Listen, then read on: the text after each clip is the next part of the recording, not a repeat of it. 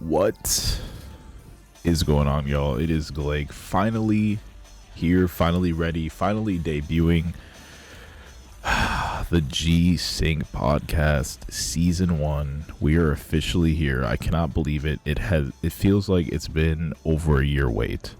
Honest to God, it feels like we've been waiting so long for this.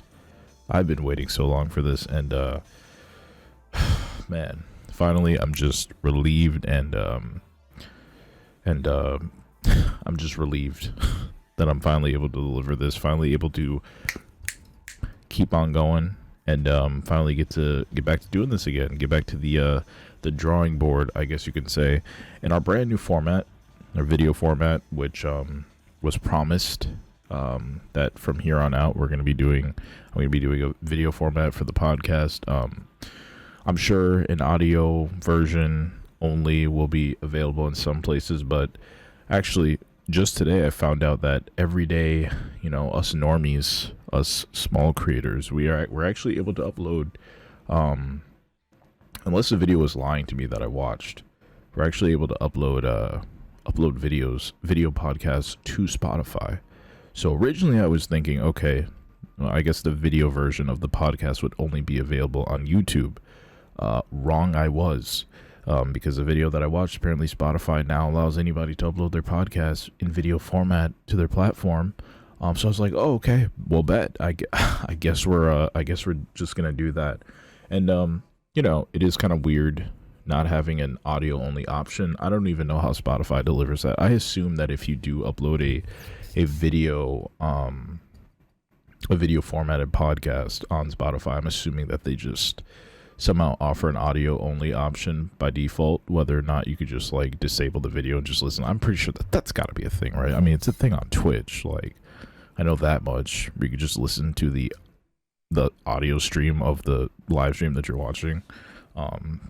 Anyway, I'm just I can't even believe it. I can't even believe I'm finally doing this. This has been weeks and weeks delayed, months actually. Season 1 of GSYNCH was actually supposed to start in June, alongside Season of the Evolution, my first season to kick off Year of the Dark, my Year of the Dark content. So yeah, we were supposed to start in the summer, and there's just so much going on in the summer. It was actually insane. Beginning of the fall, so much going on, and a lot of like family drama and stuff like that. Which was also insane. I was thinking, okay, maybe I can get it out at the tail end of Season of the Evolution. Wasn't the case, and now here we are, first week of November. I can't even believe it. Trying to squeeze out Season 1 for the remainder of the year. So since I'm so late, that means there aren't going to be any holiday breaks, any holiday weeks off for the podcast. We're going to go, unless I'm sick, unless I get sick or somehow have to go, not even if I have to go out of town, because if I have to go to town or something, I could either do this on the go or I could do it, in advance. But I guess if I get sick is the only exception. We're going to be hammering these out every single week until the very end of the year. Season 1 will be delivering every single week from here on out until the end of the year, which should close us in at about, 8 episodes? I think about 8. If I'm looking at this correctly. So we do Fridays, like we're supposed to be doing, have these up by Friday. That would be 1, 2, 3, 4, 5, 6, 7, 8, 9. Almost 10. It would be almost 10 episodes. And I really don't know when I would be ready to start Season 2. But preferably sometime shortly after the new year in January is probably when we'll kick off Season 2.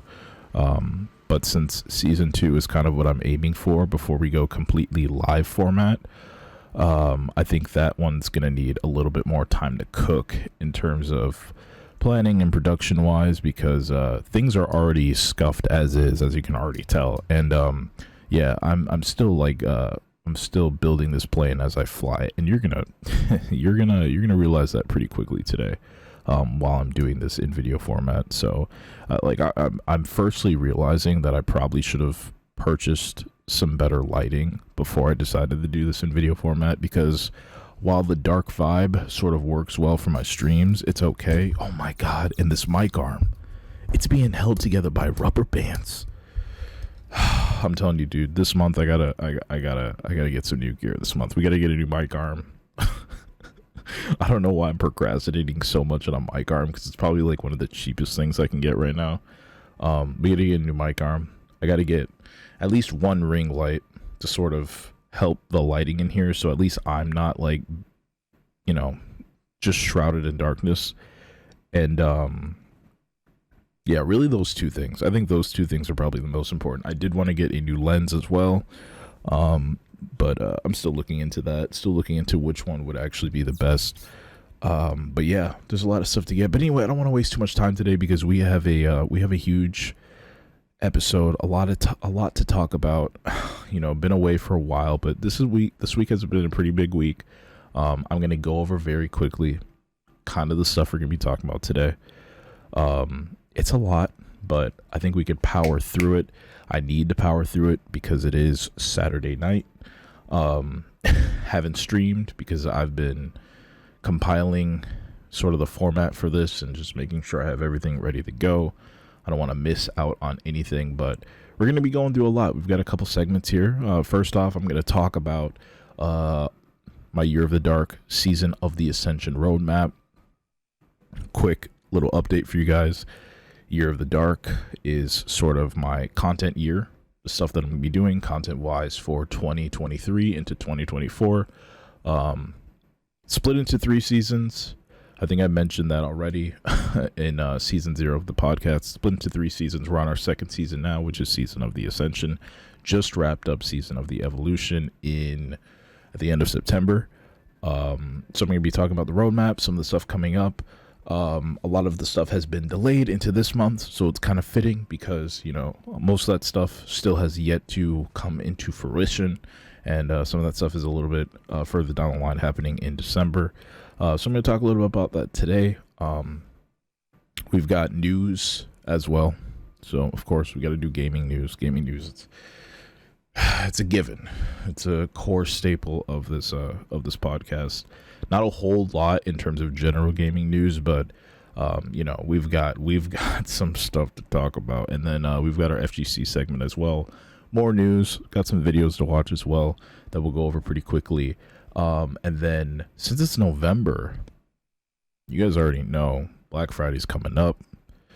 The deals have already begun, and since we're technically, well, this isn't the first full week of November. Next week would be the first full week of November, but since this is like the beginning of November, this is going to be our week 1 coverage of some Black Friday deals. Week 1, because, you know, once November hits, the Black Friday deals go live, and you know, instead of compiling everything up into one like giant Black Friday deals episode like I did last year for season 0, I kind of want to just split things up over time. Each week we'll cover some deals, so we're not like marathoning through everything like I did last year. So I'm gonna be talking to you guys about some deals that you can get for games right now. You go to the store right now, right freaking now. You can order on Amazon right now. Some good deals, especially if you're into console gaming. There's some good stuff out there. Some ways for you guys to save some money. We're gonna be going into some of those deals today. I've got a list, and then brand new to the podcast actually is our Metalcore Core React segment. Now, I don't know if this one is gonna stick. I don't really know, but you know, in this podcast conception, I really originally wanted to tie in music somehow into this. If you guys know about my YouTube channel, you know I do reaction videos for like metalcore bands, metalcore tracks. And I really wanted to somehow incorporate metalcore or the coverage of it somewhat into this podcast somehow. And we're testing the waters, and that's what we're gonna do today with the first metalcore segment, my first Core React segment. Gonna be talking about some new metalcore albums that dropped this week that you guys should check out, and we're gonna be reacting to a new metalcore release. This one's by Novelists. We're doing Prisoner this week, brand new track by Novelists. They've been killing it lately with their brand new lead singer. And actually, I was gonna do a different band, but I completely forgot that they dropped a new track this week. So I was like, okay, yeah, we got it. We got to do Novelist. And then last but not least, our main topic, our main topic, I guess, for today, we're gonna be covering, talking about some of the BlizzCon stuff, a good amount of the BlizzCon stuff. I don't want to say everything, but just the major stuff, because there's a lot said and even less shown. So I'm going to kind of be going over some of the most notable stuff that they talked about for pretty much every game except Warcraft Rumble. Why? Because I really don't care about that game. And I'm sorry, nobody's paying me to do this podcast. I'm not getting paid for this. I'm not getting any money. So I will not be talking about something that I do not care about.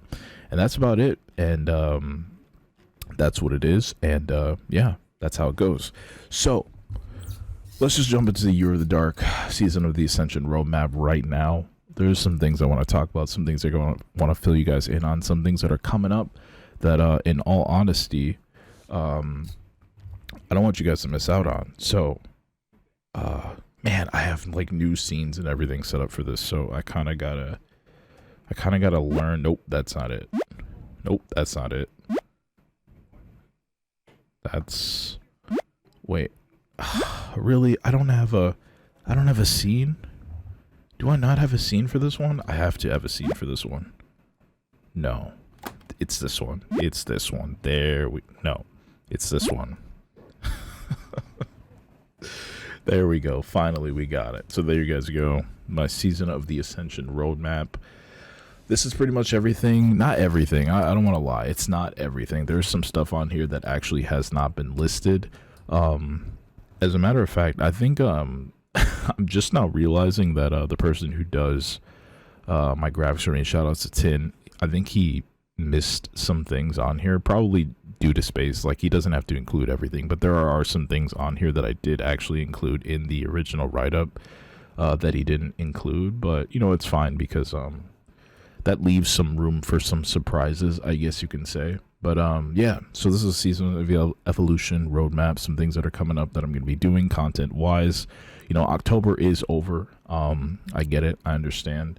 But if you guys were around on my Twitch the past week, we did Horror Week on Twitch, which was interesting. Every single week, I think, I think every single week, or no, I'm sorry, every single year since 2016, which was when I started my current Twitch channel. Now, don't get it twisted. I've been streaming since 2010, but I ditched my old Twitch/Justin TV channel in, what was it? When did I ditch it? No, I didn't ditch it in 2016. I ditched that in 2014, and then 2014 I started my current one, if I remember correctly. So, yeah, it was 2014. So pretty much since 2014, actually. I think, no, it was since 2016. I've been doing, like, horror streams during October. I try to. Most of them have been colossal failures, but, you know, this year, last year, I think we did Luigi's Mansion. Oh, no, I'm sorry. Last year we did, FNAF and some other stuff, I think. I did Outlast for a little bit. But I did FNAF in VR, and that was way too spooky for me. And then I think I did some Outlast, but I didn't finish it. But anyway, this year we did Alan Wake, and I tried playing Resident Evil 0. What a terrible game! This game is just ridiculous. But anyway, for Horror Week this year, we pretty much did Alan Wake, finished the first Alan Wake, the remastered version, and then went on to Alan Wake 2, which, you know, I am tempted to continue the game, even though it's not Horror Week anymore, even though we're exiting Halloween season. I'm still sad because October just flew by.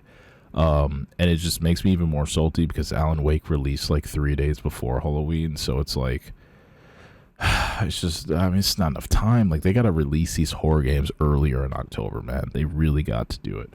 So I am considering maybe continuing the game, but I don't know if I'll do it like on my own time or like if I'll do it on YouTube. I really don't know. Or maybe I'll just save it till next year. I have no idea. All I know is the game is getting new content at some point. But anyway, so we did Alan Wake 2. for Horror Week, as well as Alan Wake Remastered.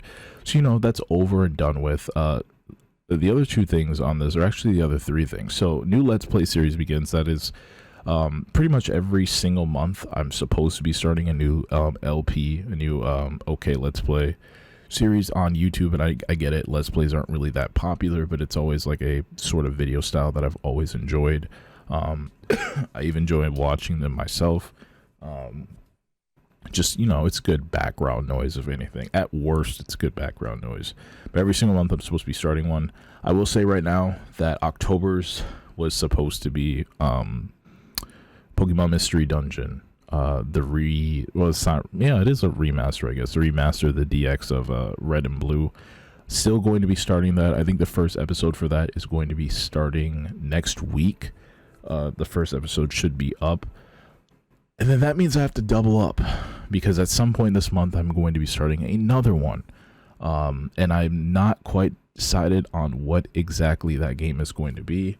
I will say that if I do not end up streaming any of the Spider-Man games on Twitch, it's probably going to end up being one of the Spider-Man games. Well, most likely the first one, right? Because I got to start somewhere. I really want to play Spider-Man 2. I've seen a lot of cutscenes for the first game. But honestly, like, I still really want to play through it myself. So yeah, there's a very good chance that if I don't end up doing Spider-Man on Twitch, that it's probably going to end up on YouTube, but I am not 100% decided on it yet.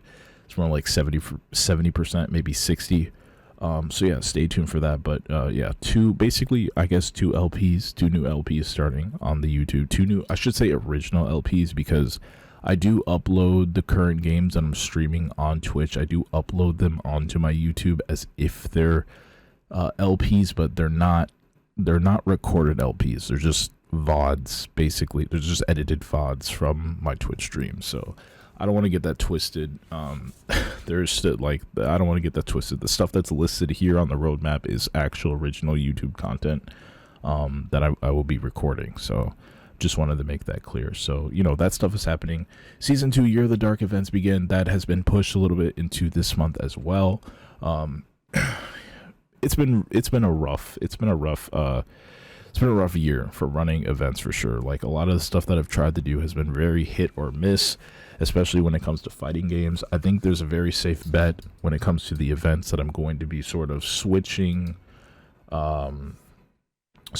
categories, sort of switching genres a little bit. I'm going to be kind of shying away from the fighting game stuff a little bit. That stuff I really feel like was popping off 2021, did okay in 2022 for a couple events, but for the most part, I feel like the FGC is just so oversaturated now with online events. Like, everybody's running them just because it's convenient. Netcode is much better for most games, so like, everybody wants to be a TO for some reason, and yeah, it's way too oversaturated. So I'm probably gonna shy away from FGC stuff a little bit, start hosting more TCG, more card game stuff that I'm also into. So definitely expect some Hearthstone stuff happening at some point this month. Definitely expect some Pokemon trading card game live stuff. God forbid that the client doesn't work. Because it's still in a very rough spot. But those two games for sure, I would heavily expect some tournaments, some Year of the Dark events to be starting for those games as well.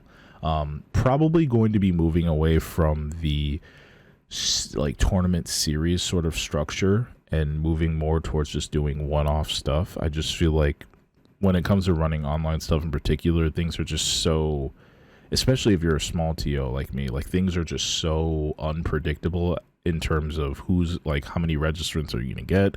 Is anybody going to register at all? It's just very wishy-washy. So I just feel like doing like an entire series or playing an entire series is just kind of a waste of time.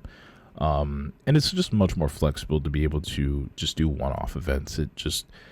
It allows me to try new games. It allows me to dabble in new communities and just do whatever I feel like doing, to be honest, on a whim. So yeah, that's kind of what you can expect for the most part for season 2 of Year of the Dark events. Obviously this can change in season 3, might do something else in season 3, but yeah, that kind of pretty much covers what my thought process is in terms of events for the remainder of season 2. But there is some other stuff, as you can see, in December. But anyway, also weekly live DJ mixes begin. Okay, so that was originally supposed to be a Halloween thing. I was gonna try and start doing that on Fridays in October.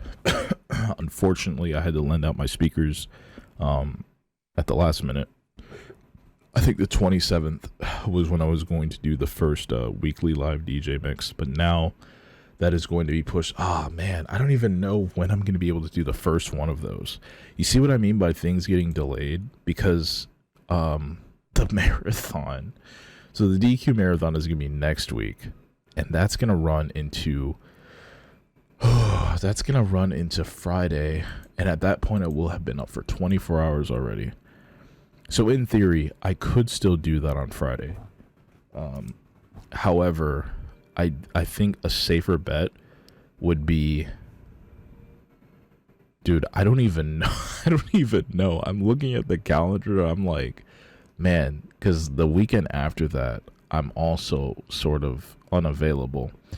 So what it's looking like is I'm probably going to have to schedule the first live DJ mix to be on either the 16th or I do it somehow on the 8th this upcoming week.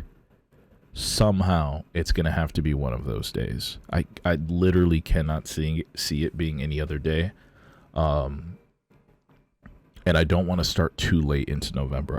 I need to start before the holidays. So yeah, it's either gonna be the 8th or the 16th. We'll kick off our weekly live DJ mixes, and on top of that, you know, I have to reorganize the entire area in which I'm going to be doing them in. It's going to be in my basement, which was where my old setup used to be, and there's a lot of exercise equipment down there, a lot of boxes, just stuff that's just, it's that entire room has just basically been used as storage for the past like 3 years. It's not too cluttered, but there's a lot of stuff down there that's just in the way, and I don't want to be on camera.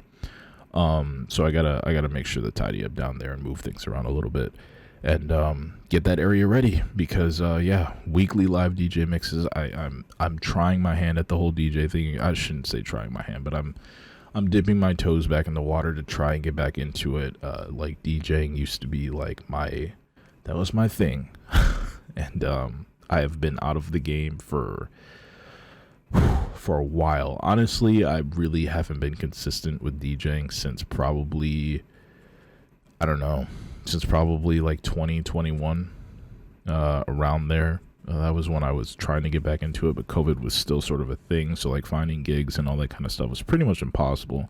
But I definitely would say that like that sort of peaked in like 2020 before COVID for me, and haven't been into the genre, even EDM, all that much since then. But you know, we're gonna take things slow, see how it goes. Try mixing with some different sort of dance genres, some interesting stuff, and yeah, I'm gonna stream most of it on Twitch.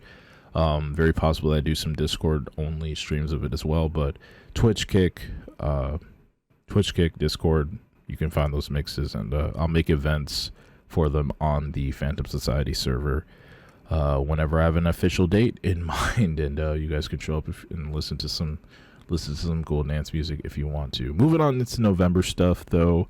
Now this stuff is a little bit more solidified. Like I said, we've got the Dragon Quest 10/11 24-hour streamathon starting next week. Now, I should probably like edit that, because it's just going to be a more general Dragon Quest 24-hour streamathon, pretty much just 24 hours full of Dragon Quest content.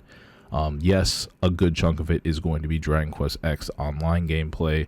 Yes, a good chunk of it is going to be me continuing my Dragon Quest 11 playthrough. We're going to be just chipping away at side quests, doing whatever main story quests are required in the process. Like I said, I'm trying to go for 100% side quest completion. Obviously not all in this stream. I'm really taking DQ11 as slow as I possibly can. I want to do everything. No need for me to rush the game, because 12 is not coming out anytime soon. So it's really just going to be, you know, us just continuing our adventure, but we're not finishing the game. We're not rushing it. We're not doing any of that. Some other things that you can expect to be happening during that stream. I'm probably going to be streaming some Dragon Quest Tact. for the first time, booting that up on mobile. If you don't know what that is, it's basically Fire Emblem Heroes, but Dragon Quest. I'm going to be making an ultimate Dragon Quest waifu tier list, which is something that has been in the works for a long time. I've been wanting to do this for a long time, and I definitely feel like this marathon is the most perfect time for me to do it. So we'll be doing that, and then also potentially maybe platform depending, we might be watching some episodes of the Dragon Quest Dai anime, as well as watching the Dragon Quest V Your Story movie. So those are all the things that I sort of had planned for that marathon. Yes, originally when I was conceiving the idea for this, I was like, okay, we're gonna just grind Dragon Quest. It's gonna be 12 hours Dragon Quest X, 12 hours Dragon Quest 11. And then I was like, you know what? Nah, let's make this a little bit more general Dragon Quest. November is Dragon Quest month, man. It's Dragon Quest season, in my opinion. That's when you want to cozy up and play Dragon Quest games. This just November is the Dragon Quest vibe. So yeah, so that's why I decided to do that. Last thing on the November list, though, is a pretty interesting one. I don't want to announce it fully yet, but yes, it is true. I'm going to be launching a new Discord server. It is going to be aimed at a particular... how can I say this without giving too much away? It's going to be aimed at a particular genre of games. Not a particular franchise, but a particular genre. It's going to have a much more lighthearted and laid-back, casual tone than compared to, the Phantom Society Discord, which is like my personal Discord. And for the most part, I don't want to be heavily involved with this server. Like, I kind of want to be able to make it, find other people who are passionate about what the server is going to be about, and just sort of have them take over and run it. But it is something I want to get going. You know, it'll be something that I'll helm at the beginning, and hopefully something that I can announce very soon before the end of the month. There's a lot of work to do. I have to make quite a few. I'm hoping not quite extensive tutorials, but I feel like I'm probably gonna have to actually do a little bit of work for these tutorials. Preferably before the server goes up. I want to have those ready. Yeah, it'll be interesting. It'll be interesting. I can't wait to talk about it. I would say it's like a passion project, so yeah, just stay tuned for that. You know, I think next week I'm really gonna go ham with sort of finishing up the basic sort of foundations for the server, and then I'm gonna have to look into getting these tutorials done as soon as possible. So yeah, stay tuned for that. And then December, to speed things up a little bit, obviously we've got another Let's Play that'll be starting over on the YouTubes. I'm going to be doing a special one-off season of the Ascension sort of tournament. Obviously, I'll announce that when we get there, but it will have something to do with the solstice, I'll tell you that much. And yeah, that's going to be our pretty much every season is going to have its own like one-off tournament. So Season of the Evolution, we had Showdown at Sunset, which was a Third Strike online Fightcade tournament, and then we're going to have one obviously a one-off tournament for this season, and the next season we'll have another one. And then lastly on this list is the 7-day. This year we're doing 7 days. The Phantom 23 Holiday Streamathon. Oh man, I'm actually really excited for Streamathon this year, man. I'm really excited for the Holiday Streamathon. I had a lot of fun during the last year's one, and yes, there was a lot of MIA time. I did sleep on stream. You can bet your bottom dollar I'm gonna be sleeping on this one. You think I'm gonna stay up for 7 days straight? No shot, dude. No freaking shot.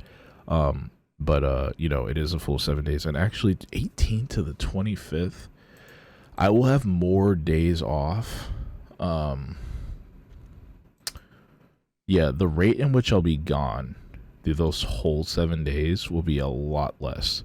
So I will be around for like pretty much 80% of this entire thing. So I'm really I'm really looking forward to it. 7 days gives me a lot more leg room to do a lot more special content during the stream. So I'm honestly like really hyped. I cannot wait for this, and it's probably gonna be the best.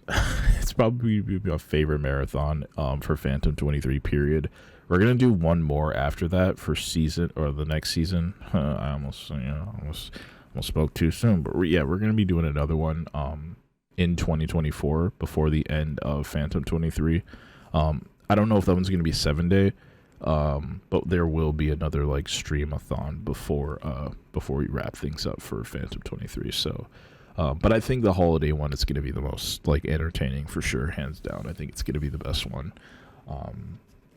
So yeah, can't wait. And that pretty much is everything for Season of the Ascension. That's the roadmap. That's kind of the stuff that I have in store.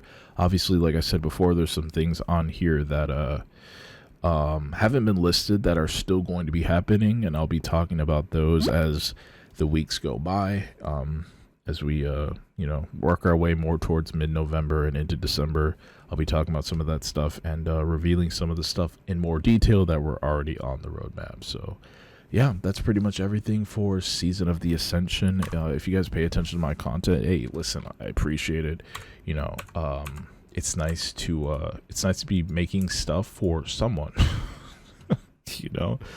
Anyway, we're gonna move on to a little bit of gaming news for the week, because it's a slow period for gaming news. Like summer games is over. We're out of the summer season. That's like announcement season. BlizzCon just ended, and the VGAs don't happen until next month. So November is like the slow period. It's like when things go on sale and you could buy stuff and everything starts coming out, but it's like not a whole lot of announcements, and that's just how it is pretty much every single year. That's just how it works in the industry. It's holiday season. People aren't working on games. People are going home and they're taking days off and all the other kind of stuff. But we do have some small little things to talk about today. First up, I don't want to spoil too much.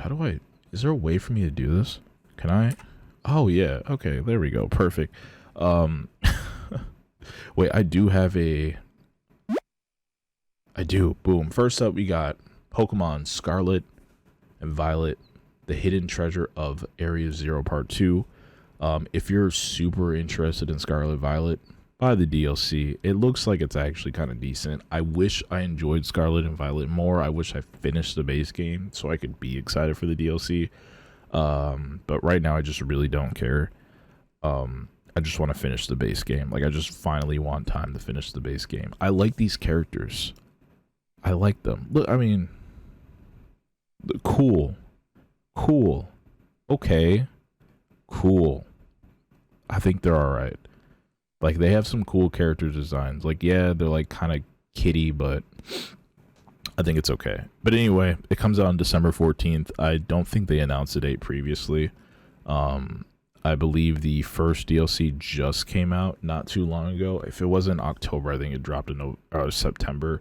But that one is out, and this is going to be part 2. So yeah, you're going to have new... I don't even know. Are they expanding the Pokedex? I don't think so. Actually, no, I think they are. And I think there's going to be like new Paradox forms or something. I have no idea. I'm not even going to pretend like I know. That's how little I know about Scarlet and Violet.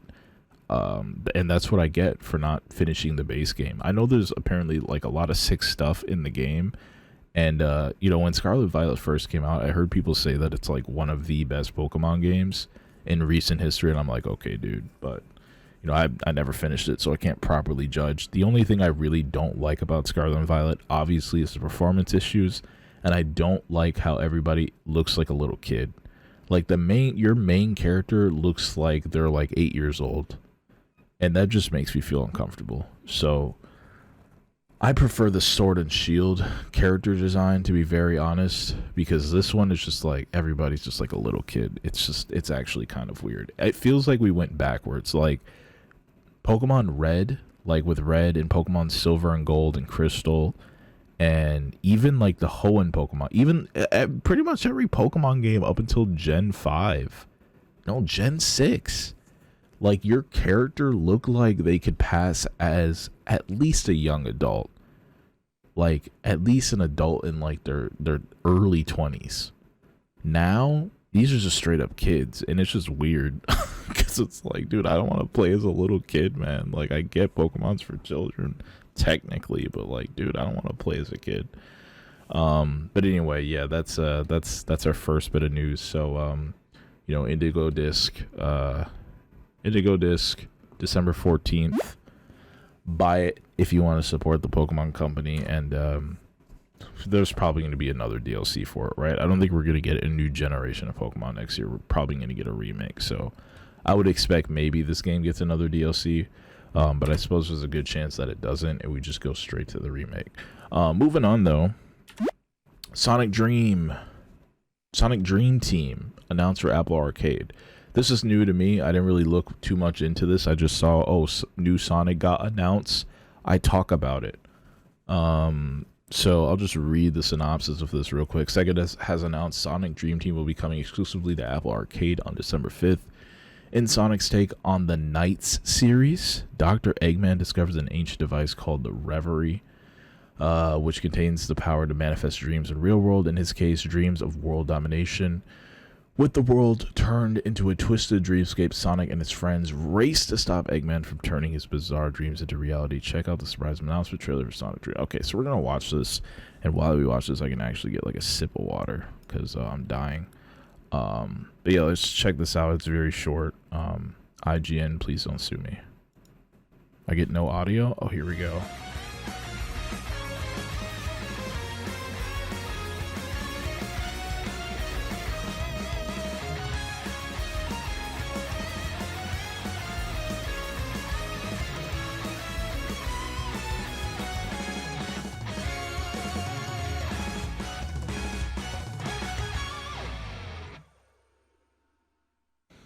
Okay, that was that.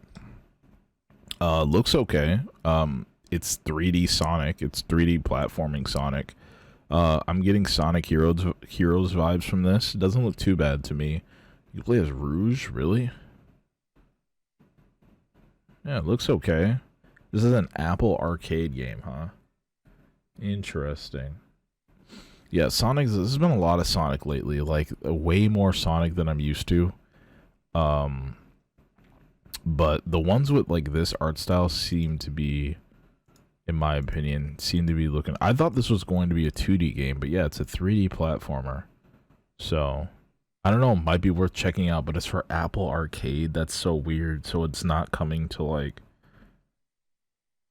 so it's not coming to like consoles or anything. I'm not sure how I feel about that, but okay. I guess Apple really wants you guys to subscribe to Apple Arcade, or however that works. Buy their games, I guess. But yeah, let's see. Do we have a release date for this? I guess not. No release date. Well, it's coming. They said it's coming, so I guess it's on the way. Apple Arcade, Sonic Dream. Yeah, you like Sonic? Buy it. Okay, on to the next thing. This will be the last thing actually on my general gaming news list. This is one that I can 100% get behind. We finally have the release date for Mario Kart 8's final booster course DLC. Wave 6 is releasing on November 9th, next week. Hopefully it comes out a little bit earlier than that, because normally they do. Hopefully they drop it like very early morning or late night, November 8th. That way I can at least get a little bit of time to stream it and play it with my girl Pauline before I have to do this Dragon Quest marathon. When I saw this trailer get announced earlier this week, I was like, no, dude, I'm going to be doing the DQ marathon. Now, I'll tell you this much. If I wasn't doing the DQ marathon next week, I would be doing a 12-hour stream of this game. 100%. But, you know, sacrifices must be made. We're going to watch the trailer real quick. It's very short. I just want to get hype over this one last time, and I want you guys to see it. If you haven't seen it yet, here we go.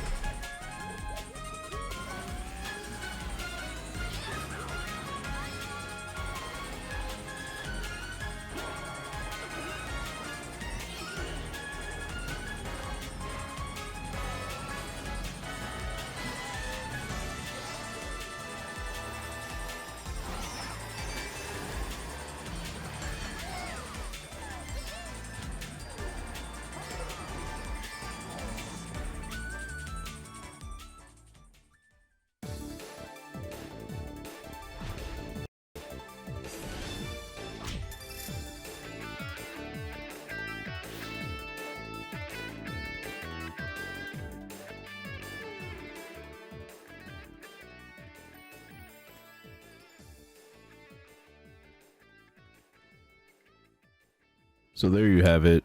Um, Booster pack Wave 6, Booster Course Pass, I'm sorry, Wave 6. Finally swinging onto the Switch. November 9th. Really stoked. Dude, I understand, like, people always think that I'm never going to go back to Mario Kart because I don't stream it. I don't really play it very often. But what people don't understand is, like, characters make or break the game for me. It just always felt so weird trying to get back into Mario Kart 8, knowing that, like, the game essentially was just like, in terms of characters, and yeah, in terms of characters at least, it was always watered down version of Mario Kart Tour. Mario Kart Tour has all these characters. For some reason, it's like the dream Mario Kart in terms of character roster. But to see Nintendo finally bring, especially Pauline, dude. Like, Pauline is like my Pauline is hands down my favorite female Mario Nintendo character. And to finally have her playable in a freaking game, just like that changes everything. Like, your favorite character being in a game, even if it's a franchise you're not really into, that'll make you think twice about playing that, like, getting into that game. And, you know, I don't hate Mario Kart 8. I really enjoy the game when I do play it. Obviously, there's some fundamental problems I have with Mario Kart, but it is a fun game to play. It's a fun game. You get hooked. It's a game that I never really get bored of playing. It's just if I'm playing it, I'm like, I could be playing something else, but I never really get bored of it. But yeah, to see all these characters finally make it back into the game, plus one new one, it's just so great to see. So yeah, I'm actually really hyped for this. This is what I've been waiting for, really. And I will be playing Mario Kart avidly once this drops. So I will be doing Mario Kart streams. It'll be in my stream lineup to a degree, and you know, we'll be playing it every now and then, especially during the holiday streamathon. Expect a good amount of Mario Kart for sure. Expect a good amount of Mario Kart. That's gonna be a pretty big part of the holiday streamathon. So yeah, just wanted to throw that out there. I'm really excited. But yeah, that pretty much wraps it up for general news for this week. I gotta follow my notes because there's just so much and I just can't forget about anything. We're gonna move on to the FGC segment for now. As a matter of fact, y'all are gonna have to wait one quick second while I run to the bathroom, because like I said, this is a long show. I gotta get up and go. So I'm gonna run to the bathroom real quick. Gonna be a quick break before we move on to the FGC segment and continue on with some fighting game news for this week. So hang tight, get a drink, get some popcorn, whatever you gotta do, and I'll see you guys in a moment, and then we'll hop into some FGC stuff. Hang tight.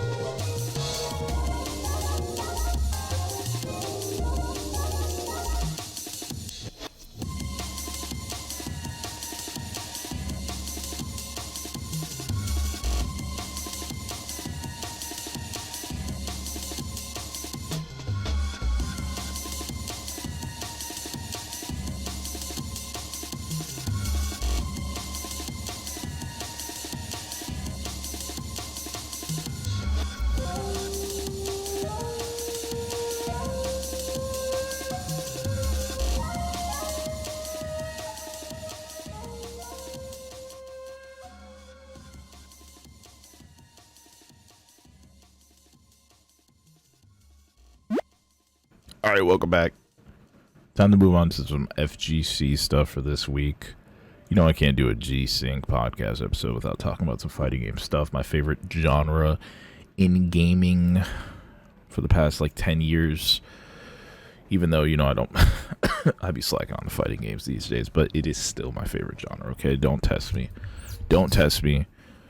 We're starting off with some bitter news for FGC segment this week. Some unfortunate news, some news that I knew was going to happen. I knew it in my heart, I knew it in my soul, I knew it in my core that this was probably going to happen, and that is the unfortunate delay of Grand Blue Fantasy versus R. A game that was originally supposed to be coming out November 30th. It was going to come out the last day of the month. I get it. And the delay isn't that bad, but it still hurts because this was one of the main things that I was really looking forward to this November. There's not a whole lot of games coming out this November that I'm looking forward to outside of Mario RPG, I guess. In term as far as streaming goes, it's really just Mario RPG, I guess. And then there's this one, which Grand Blue Fantasy Versus is actually my favorite anime. Okay, I'm sorry. Yeah, it's actually my favorite anime fighting game of all time. This game was a love at first sight game for me. It was a love at first sight game for me. And, the only thing really holding me back from playing it and getting into it like crazy was the netcode. It was delay-based netcode, the original version, pretty much unplayable. I guess it wasn't that bad, but it was pretty bad. And that really hurt the game for sure. It really hurt the game for sure. The fan base was begging for a rollback up netcode update for years, since it launched. And the devs sort of brushed it off, I guess, and most people started to assume that, hey, if it's going to happen, it's probably going to happen with a second game just because of how the game is designed. They can't really do rollback in the current iteration of the game.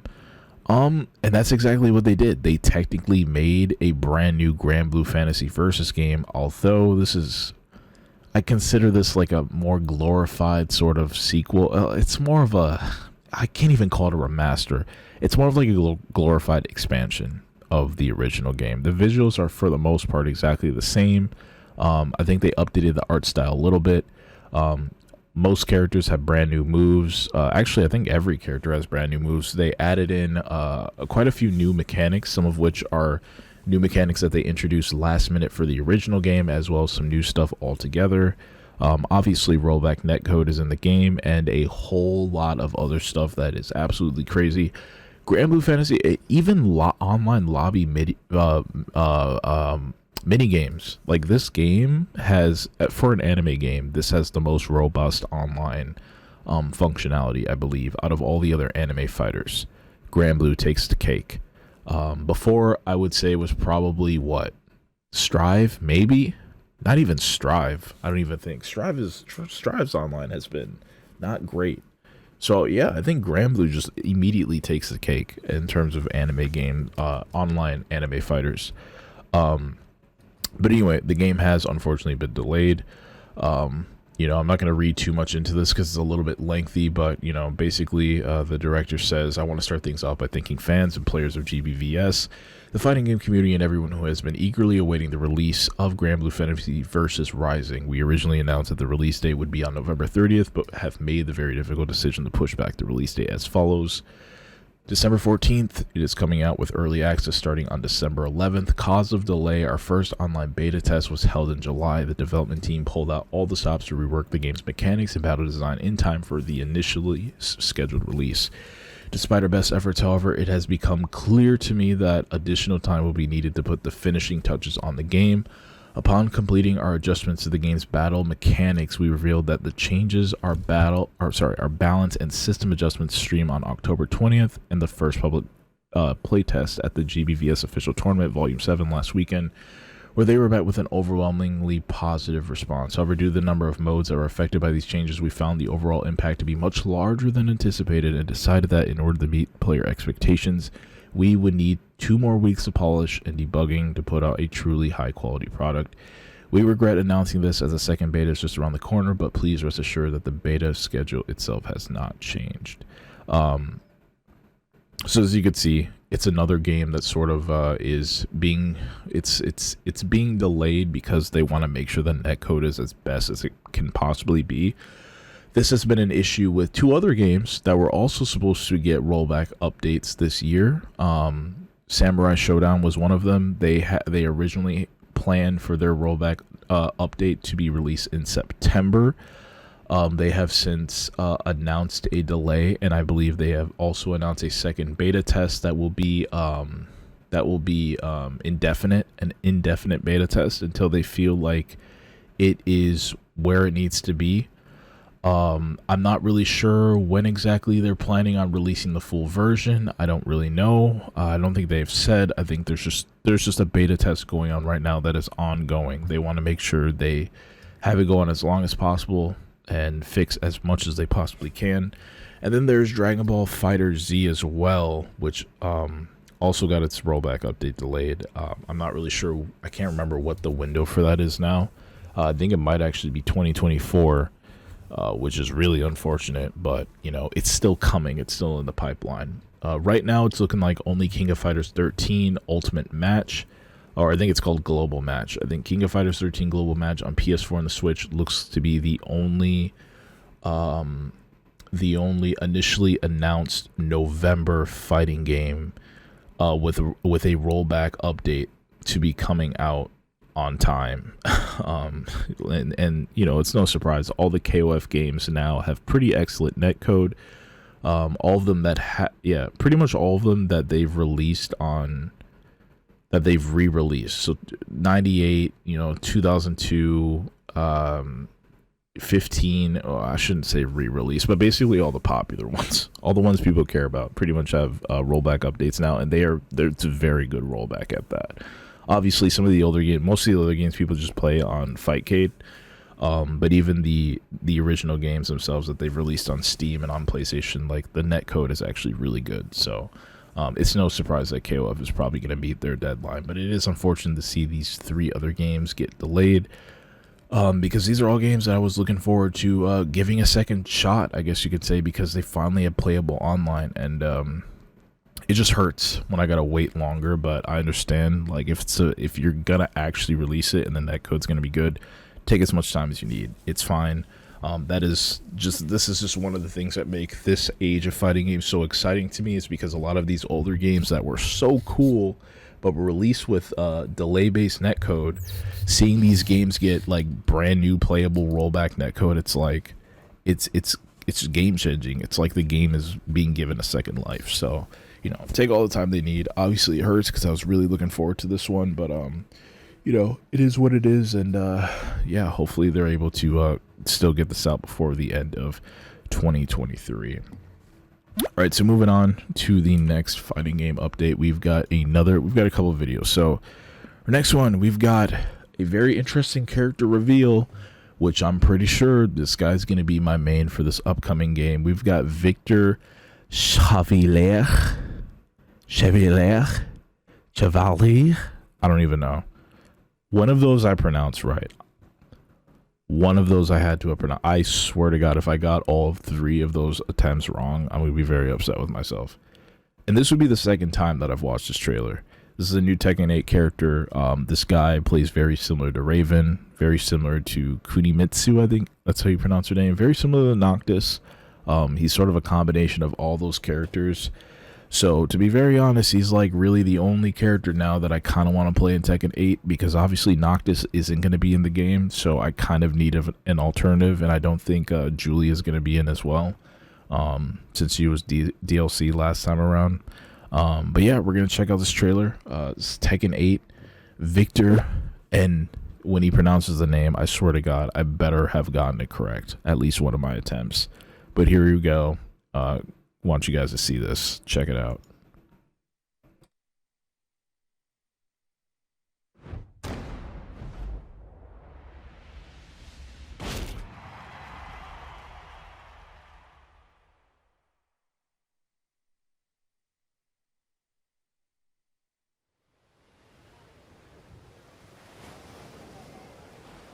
coucher de soleil sur la Seine me rappelle ce que je dois protéger.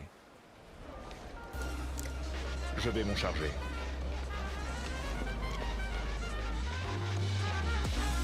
Get ready for the next battle. Tekken 8. New challenger. Accepte ta défaite. Tu as perdu d'avance. Victor Chevalier.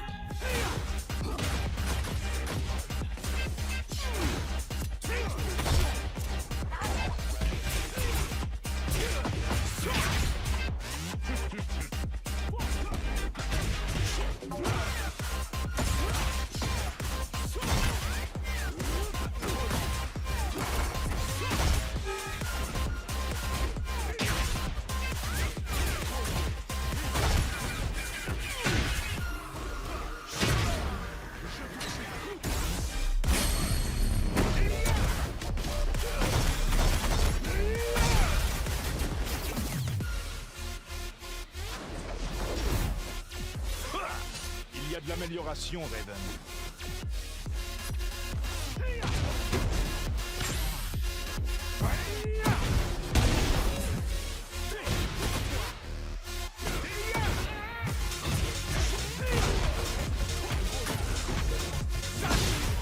Bon appétit.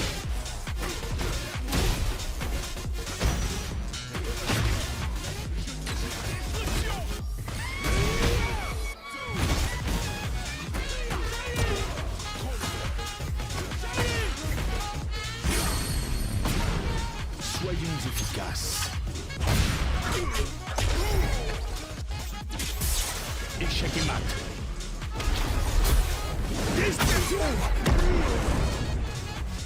Nous sommes les seuls à pouvoir contrôler l'équilibre des puissances de ce monde.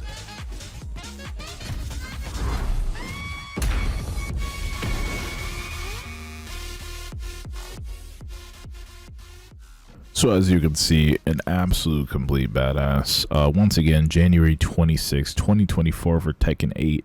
It's going to be a good time. Now, I'm not really a Tekken player, mostly because of the sole reason that the game is not easy to play.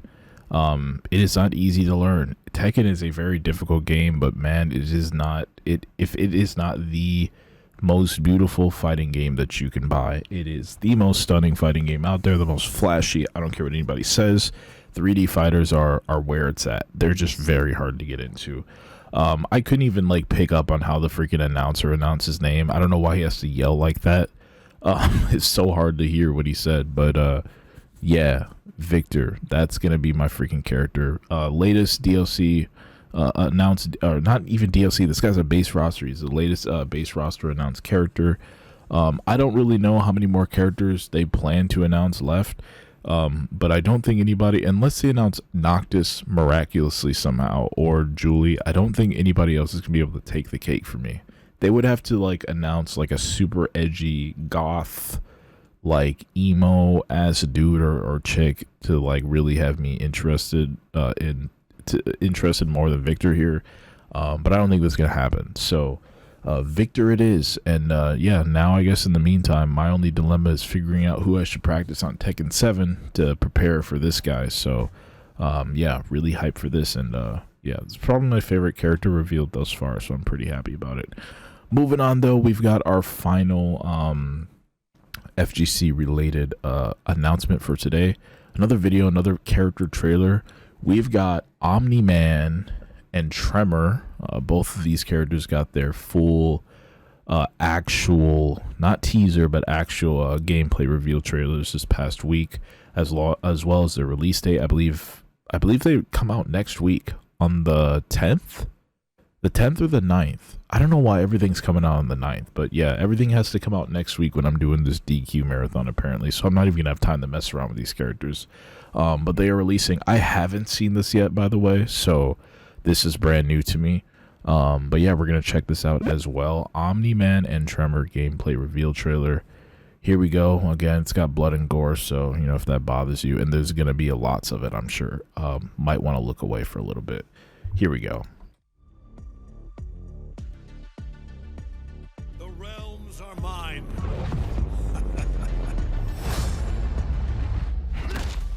Think What good would your death accomplish? Inspiring future generations to oppose you.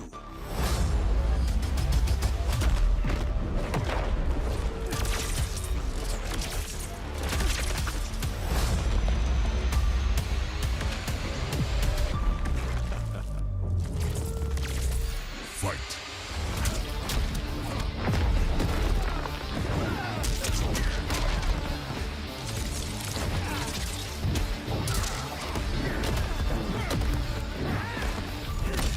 Highly doubt a blind swordsman can kill me. Sento and I are more than meets the eye.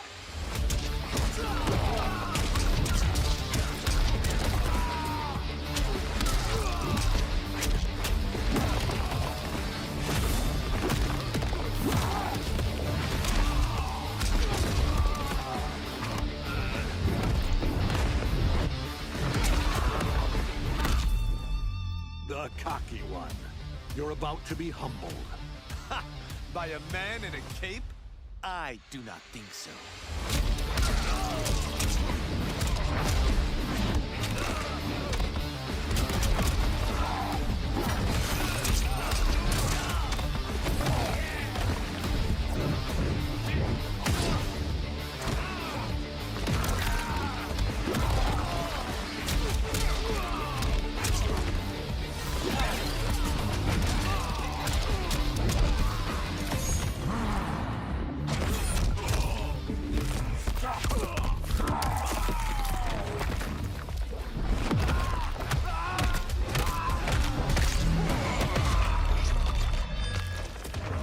Finish him.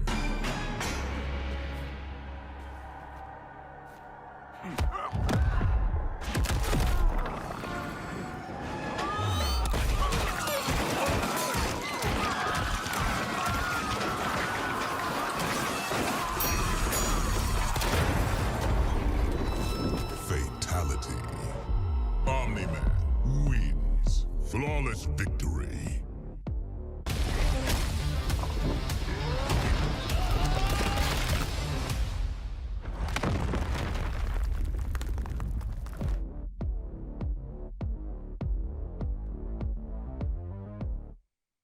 So absolutely insane, as you could already see. Oh man, that's great. That's freaking great. One thing I found really interesting about this character, and I can go back here because I can. Let me see if I can do a dual sort of footage here, because I want to show you guys this and react to it real time. So one thing I noticed in particular that really stuck out to me about this character, because like I said, this is my first time seeing this. I think it was right here. Right here. So he has some sort of, I don't know how that works. Is it just a perfect, like, is it just like a counter that you have to perfect frame and it just goes through the next like couple moves that your opponent throws out? Because it looks like it reacts to the move. It doesn't seem like it's a, it looks like it reacts to the move no matter, how do I go back to it? Did I miss it? It looks like it reacts to the move, like no matter how slow or how fast the move is that your opponent is throwing out, it just dodges it no matter what. So I wonder if it's just like some, yeah, like look at that. Those are all different frame move. I don't know if that's a combo though. There's a possibility that's like a bread and butter combo, or like a just like a string. Maybe it just goes through like not auto combos, but like target combos only. But yeah, I found that to be really cool, very interesting. So I mean, dude, this character looks sick. It's freaking Omni-Man. It's voiced by Simmons, so it's just like it's just great. It's one of the better characters, one of the better DLC characters that Mortal Kombat has ever gotten. It just makes me even more excited for Homelander. It just makes me even more excited for Peacemaker, because I know these characters are going to be faithful to their, you know, they're going to be faithful to their comic book adaptations, faithful to their live action adaptations, and it's going to be really, really, really nice to see. I like, those are the characters I know for sure that they just cannot screw up, and it's going to be great. It's going to be freaking great. Whoops, wrong scene here. Anyway, that pretty much does it for FGC stuff this week. Yeah, so we got, not a whole lot of stuff, but a couple things here and there that we needed to touch on. Definitely don't want to miss out on any of that. Gonna move on very quickly to some Black Friday deals because, like I said, like I promised, we've got some Black Friday deals. Week 1 video games for you guys to get on the cheap, on the download, kind of cheap. I'm just gonna run through my list real quick. I'm not gonna load up any web page. You guys can go look for that on your own. Just take my word for it. I will say though that please, if you're listening to this on, at this point this is gonna be out like Sunday morning. If you're listening to this on a Sunday, make sure you go check these deals out right away if they intrigue you, because I don't know how long these are going to be valid for. I'm assuming every single week these deals are going to kind of refresh into something else, something different. They may fluctuate week to week because it is not Black Friday yet. A lot of these are Black Friday pre-sales, so some of them may not stick. Some of them may even get cheaper by the time Black Friday fully hits, so keep that in mind. But either way, I think these are pretty good deals, pretty good opportunities you might want to take advantage of. And yeah, I'm just going to go down the list real quick before we hop into our next segment. So first and foremost, right now Target's got a Black Friday deal going on right now where you could buy 2 video games, get 1 free. This is also valid for books and toys. Not toys, I think it's like books and movies, something else, and more, apparently, according to the ad. So right now Target's got a deal. You can buy 2 video games, get 1 free. I saw the ad itself. It is valid for new stuff. It's going to be valid for Modern Warfare 3. So if you want to pick up 2 brand new games at $70 and get MW3 free, you can absolutely do that. It is valid in store only, I believe, so keep that in mind. But it is definitely worth checking out if you plan to get some of the new stuff that has been releasing. We just had Forza drop. What else has dropped like this past month? We have Mario Wonder dropped. My mind is slipping, but we had Spider-Man. Like, we have a couple games. So like, if you can get some free, you can get all 3 of 3 of those games and get 1 free. If you plan it out accordingly. So keep that in mind. Target, make sure to check it out. Don't wait too long. Just got done watching some Mortal Kombat stuff. Mortal Kombat 1 right now is $58.99 on Amazon for the PlayStation 5 version. Elden Ring for PS4 you can get for $19.99 at GameStop, online and in store.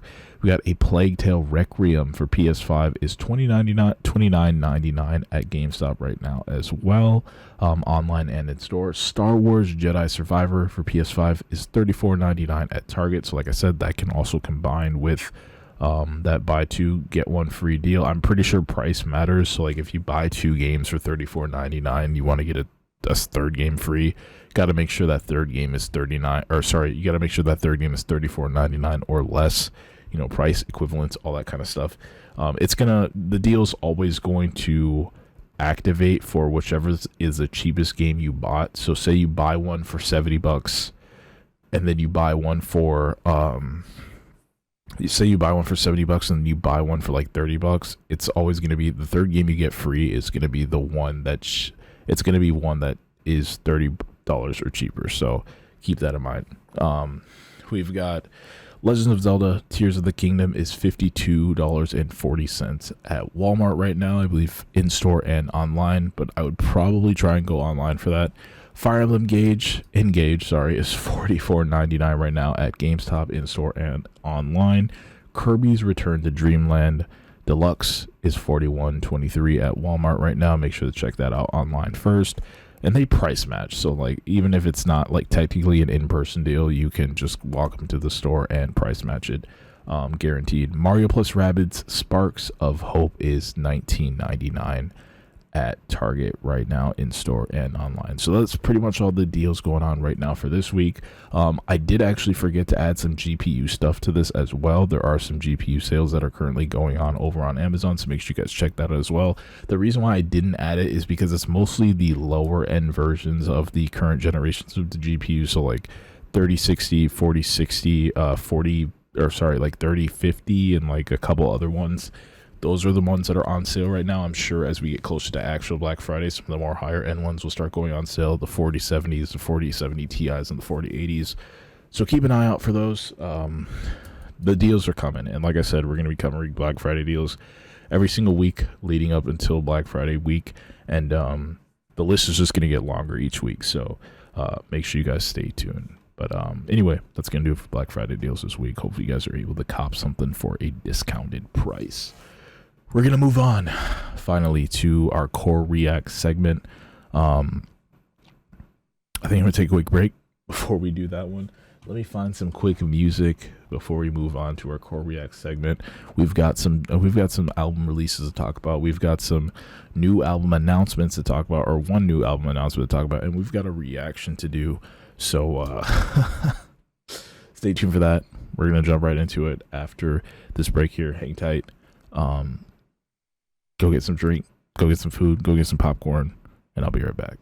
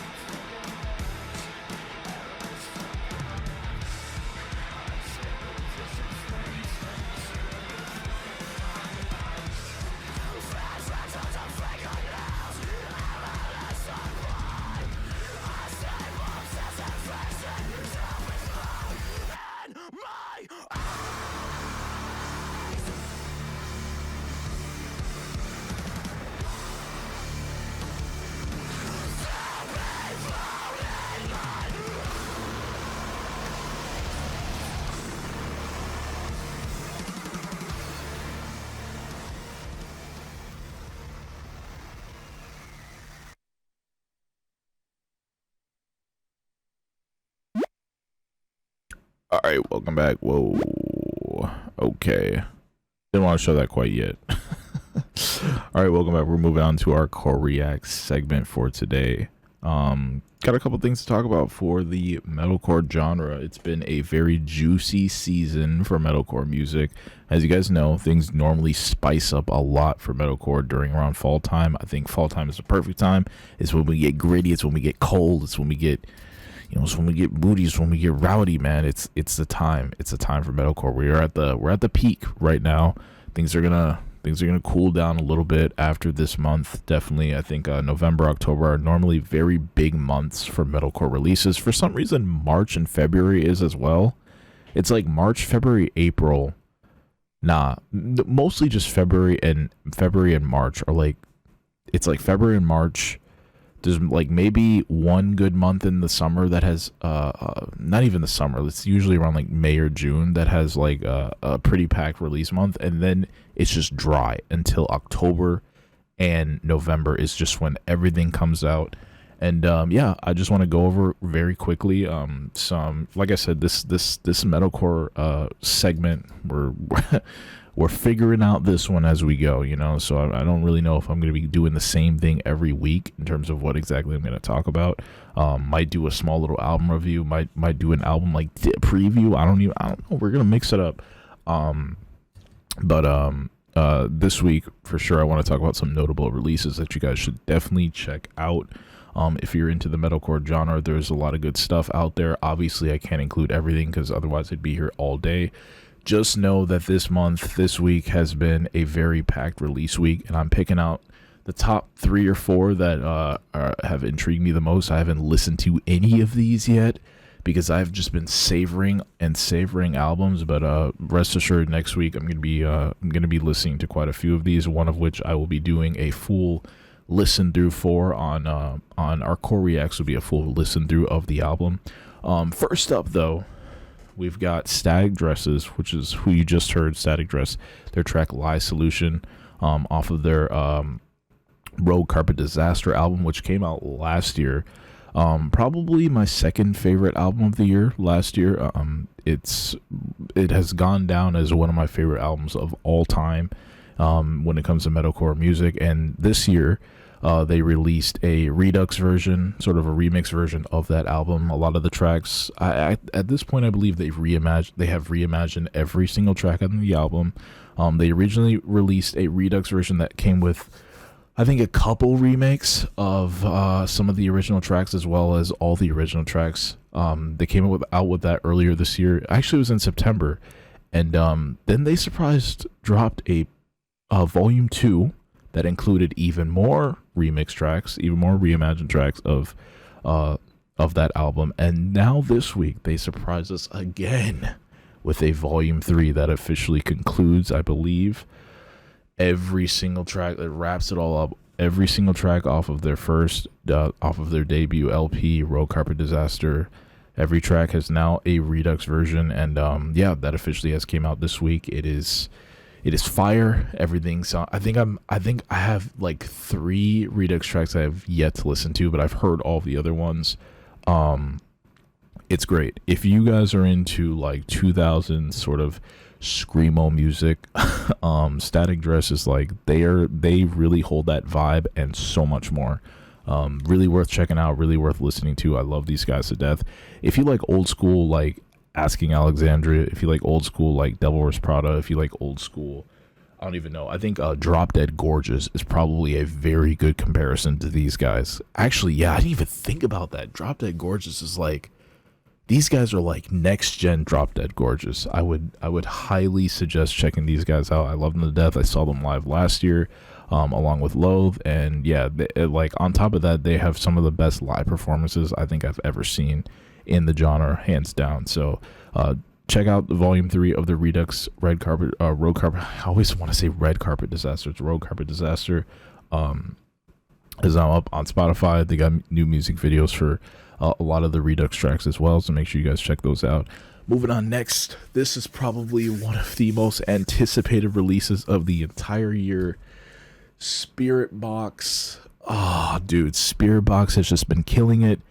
Spirit Box, I would say, has been, since the release of Eternal Blue in 2021, I want to say Spirit Box has been the band that has been putting the metalcore genre in the spotlight so much.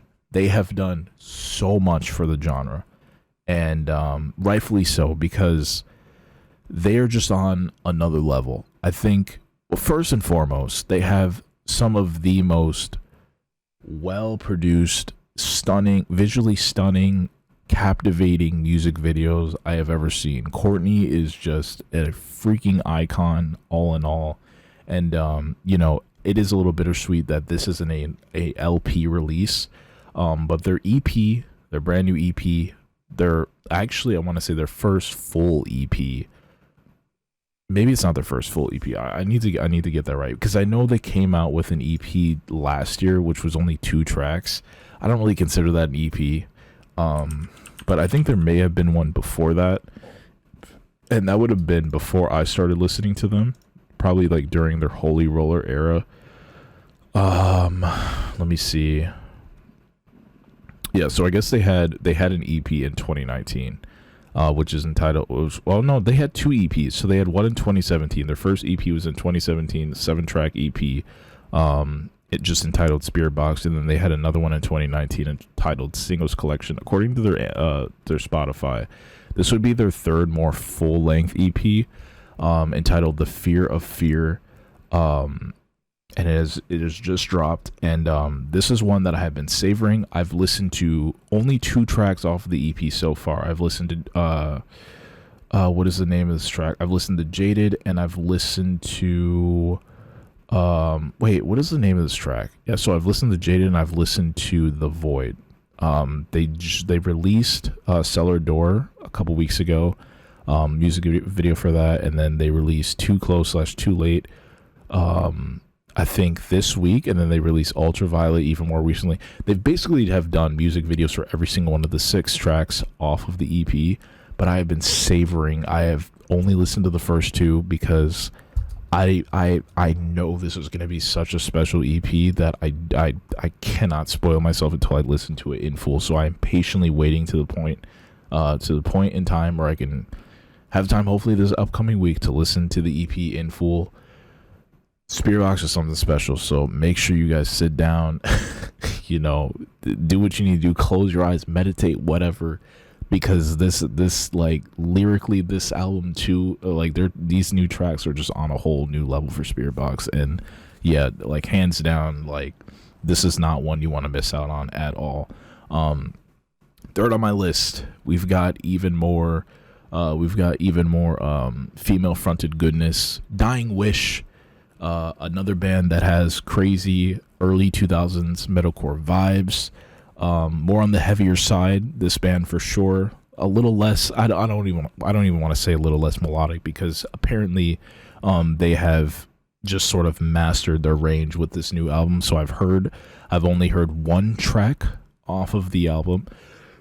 I've been savoring this one as well because I've been going back and listening to their debut from 2021. I think it was 2021. Yeah, it was.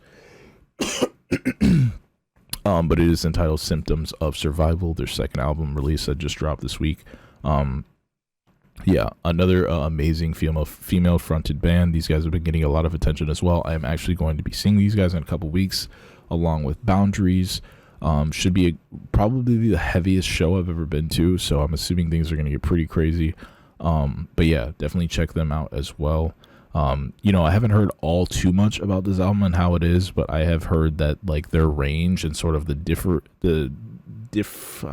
variety between the tracks are some of the best they've done. So I'm really looking forward to just like a bowl of mixed goodness coming from them. And last but not least, I didn't have this one on my list because I forgot to add it, but I knew I wouldn't forget to mention it. We've got Silent Planet's Super Bloom album. This is the first Silent Planet record, actually, where it's just Garrett doing all screams and all cleans vocals by himself. Their previous, I guess he was a bassist, or I can't remember if he was a bassist or he was just like a general guitarist, but he has left the band, you know, just take care of his family and do other stuff. All in good terms, I believe, and he did cleans as well, and you know, he's no longer in the picture. And now Garrett has taken over as like the only and the full-time frontman, lead vocalist, cleans and screams. So this is gonna be a very interesting album. I've also only heard 1 track off of this album, I believe, and that was just the track Anunnaki. It's a very how do I explain it? I would say it's a very esoteric sort of album concept. A lot of stuff pertaining to spirituality, the metaphysical, alien stuff like that. Which, I mean, dude, you include any of that stuff, you immediately have me interested. Are you kidding me? So yeah, this is another one I've been sitting on. I cannot wait to listen to this one as well. Just so much goodness to listen to this week. If you guys are into metalcore, there's something for everybody. There is something for everybody. But speaking of something for everybody, we've got a Core Reacts GSYNCH podcast edition to do this week. I don't know if I'm going to do a Core Reacts on the podcast every single week. Keep that in mind. I don't know if I'm going to do it, because normally these are just like one-off videos that I do for my channel. So this is a little bit different. This is the podcast edition, but I decided, you know what? We're going to sprinkle in a Core Reacts into this week's episode. And actually, before I do that, I almost slipped my mind. Let's talk about the latest album announcement that I want to touch on for this week. You can do this every week, you know. If I see like a new album get announced from a band that I like, may as well spread the word, right? May as well share. It's a Scent Like Wolves, a band that probably most people haven't heard of, but these guys had a pretty good, I think it was 2020 or it was 2021 release, debut album release. Let's see, I had it open on Spotify here. Mystic Auras was the name of the album, and I remember they had a couple tracks on here that I really liked, including Bloom, which featured JT from Era. You guys could check it out here. Yeah, these guys are another album that I want to say, not quite, that don't quite have, I don't want to say early 2000s vibes, but if you enjoyed, these guys really sound like, they have sort of a sound that a lot of, and this is, I know this is probably going to come off as a little cringe, but they have a sound that like a lot of Christian bands that I used to listen to, like in the early 2010s, they have a sound very similar to them, but just more on the heavier side. And Bloodline TX, they had a very similar sound as well. I'm still crushed that, you know, they have split up. They're no longer a band. I believe they announced they split up. I think it was very early this year. I don't think it was 2022. I'm pretty sure it was very early this year they announced. But yeah, A Scent Like Wolves, they have a very similar sound to some of the older, like, you know, like very early 2010s Christian bands, just more heavier spin on things. And yeah, I mean, their 2021 album, this was very good. There's a lot of decent tracks on here. I don't know if I loved every single track, but Bloom definitely stuck out to me the most. This is also another really good track by these guys, Spirit Vessel. I'm sorry, this is another good EP by these guys, Spirit Vessel. Angel Wrath, which features Rio, who was originally a part of Crystal Lake before he departed. I believe I think he also departed earlier this year, but they have a new vocalist now. But yeah, he's on this track, and this track is this track is amazing. This track is amazing. I've played this track so many times. It is one of my it's probably my favorite track by these guys. Yeah, it's a 2018 song. It's a little bit old, but man, this is a really good one. I almost want to play it right now. I'll just play it right now to give you guys just a little taste of like exactly what they sound like. Here we go. Just a little snippet, okay? Just a little snippet. Just so you get a taste of what to expect.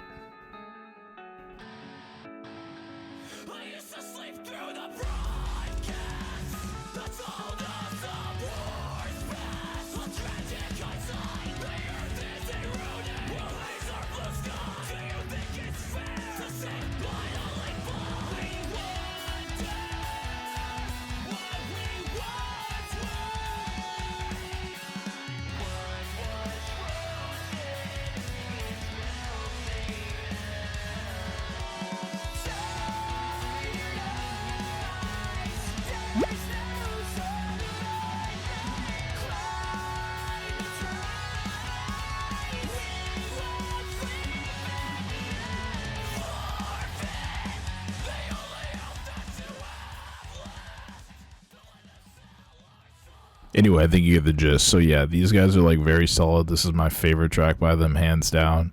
Definitely worth looking into. But anyway, they have announced a brand new album, their second full-length album that is coming out next year in 2024 at the very start. It's a February album, so like I said, these February albums are, you know, they're coming. They're getting announced. They announced it a couple days ago, 2 days ago. Distant Dystopia, February 23rd, 2024. The Aria Records. So we've got some interesting features on here. Marcus of Invent Animate, and you guys already know it's another huge band in the scene. Zombie Shark, not really too familiar with them. Sailing Before the Wind, I think I've heard of them before. And yeah, it seemed like with track titles like this, I mean, Sunscape, Starship, I mean, already it sounds very mystical. So you got me interested. I mean, Interstellar, you got me interested already. So definitely can't wait. I love how they have like this sort of art style that it's just like a constant across so much of their releases. Like, it's very interesting. This is from 2016 and it has like the very similar art style. I love how they sort of kept it. I don't know who does their art. It's got to be the same guy. But this is really cool. I love how they've been doing that. It's just one thing that's that stuck out to me about their album artwork. I just love bands that like actually put thought and effort into their album artwork. So yeah, really looking forward to this one. I don't think they released a new single yet from the album. I think they new single, Spellcaster. See, I should be reacting to that, but might have to save that. Might have to save that for next week or something, for a Core Reacts next week. But anyway, you can check out their pre-order bundles. They've got some cool looking stuff. Another look at this. This hoodie is dope. Are you kidding me? Are you freaking kidding me? This is a dope freaking hoodie. Like, I would love to cop this. It's not even that expensive either. It's like on the lower end of like price wise of like pre-order hoodies for albums. But yeah, really looking forward to this stuff coming in February. It's something to look forward to because, like I said, February sort of kicks off like a new season of metalcore releases before things die down around the summertime. Well, after that sort of period in the summertime where things pick up, that 1 month period, and then we get back into things in the fall. So really looking forward to that. But I just wanted to mention that as a notable new album announcement for this week. Lastly, up on my Core React segment, we're going to do, like I said, we're going to do a Core Reacts. Now, normally, like I said, be doing this on the podcast a little bit different, all right?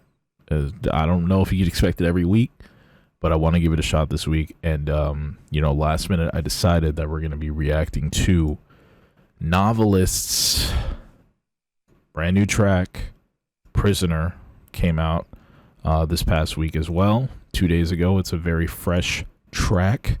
I've heard it's heavier than their more recent, than their previously released single that came out a couple days ago, Turn It Up, or not a couple days ago, a couple weeks ago, Turn It Up, which was met with, a very mixed reception, but I really enjoyed the track. I know a lot of people, I feel like Novelists, I feel like Novelists, they are getting so much flack for just doing what they want to do and doing something different and having a lead singer that isn't Matt.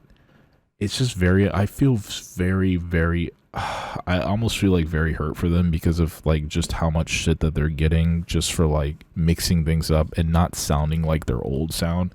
It's just crazy to me like how mean people are to just artists doing what they want. It's actually crazy. It's like, okay, dude, you love the old sound so much. How come will you try to replicate it then? Like, I don't understand like why people are so bitter and like mean to like.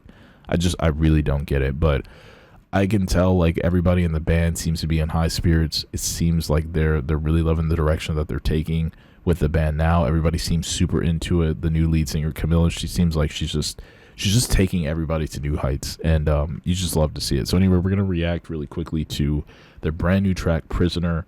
Like I said, this is something different. I gotta get the proper scene. I have all these scenes and it's driving me crazy. Here we go. I have all these podcast scenes for like upcoming episodes and stuff. It's just driving me insane. But anyway, we're gonna react to this Novelist, Prisoner. It's a pretty lengthy track, 4 minutes, and yeah, let's see what they're cooking up because they do have an album in store. They're getting one ready, and yeah, it's gonna be hype. So I know this isn't gonna disappoint. I'm just very curious on what it's gonna sound like. But enough wishing, enough hoping. Let's find out for ourselves. Here we go. Novelist Prisoner. Let's freaking get it.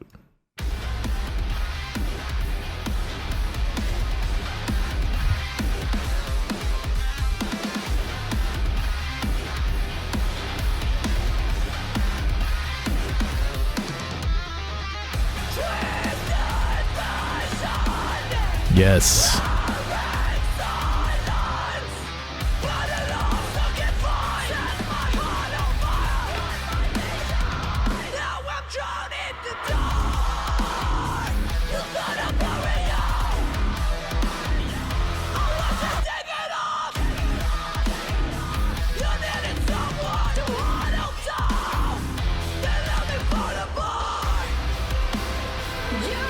Here we go, the amazing cleans.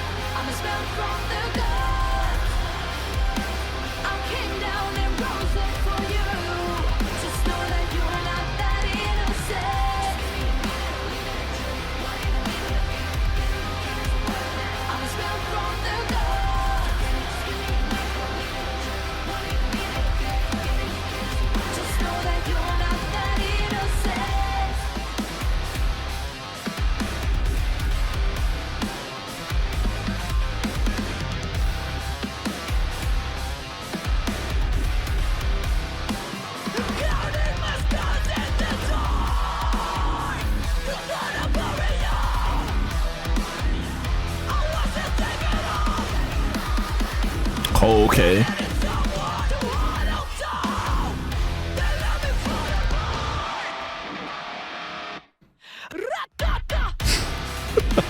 Okay. Alright, that's what's up. Jesus.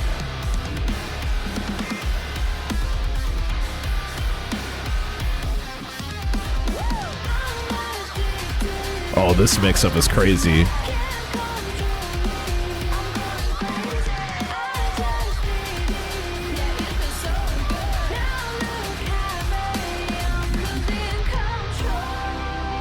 Yeah, she's kind of an icon. I ain't even gonna front. She kind of an icon.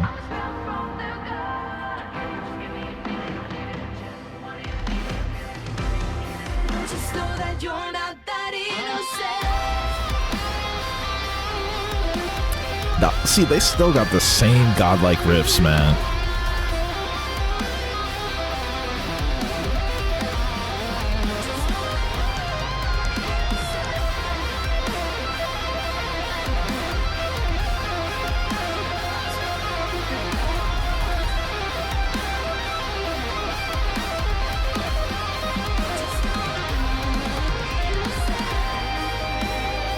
Oh man.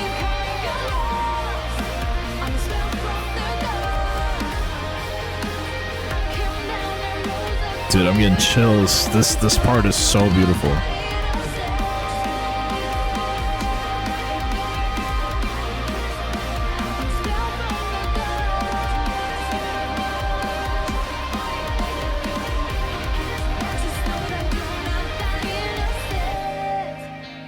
I love this outro. That last 30 seconds was amazing, dude.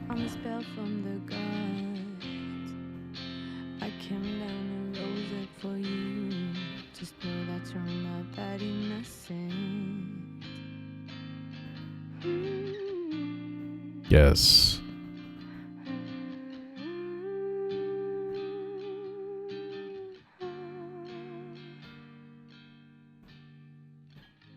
Insanity, dude. Insanity. Wow. Wow. Wow. For a track that, like, I said wow. It's a wow popped up.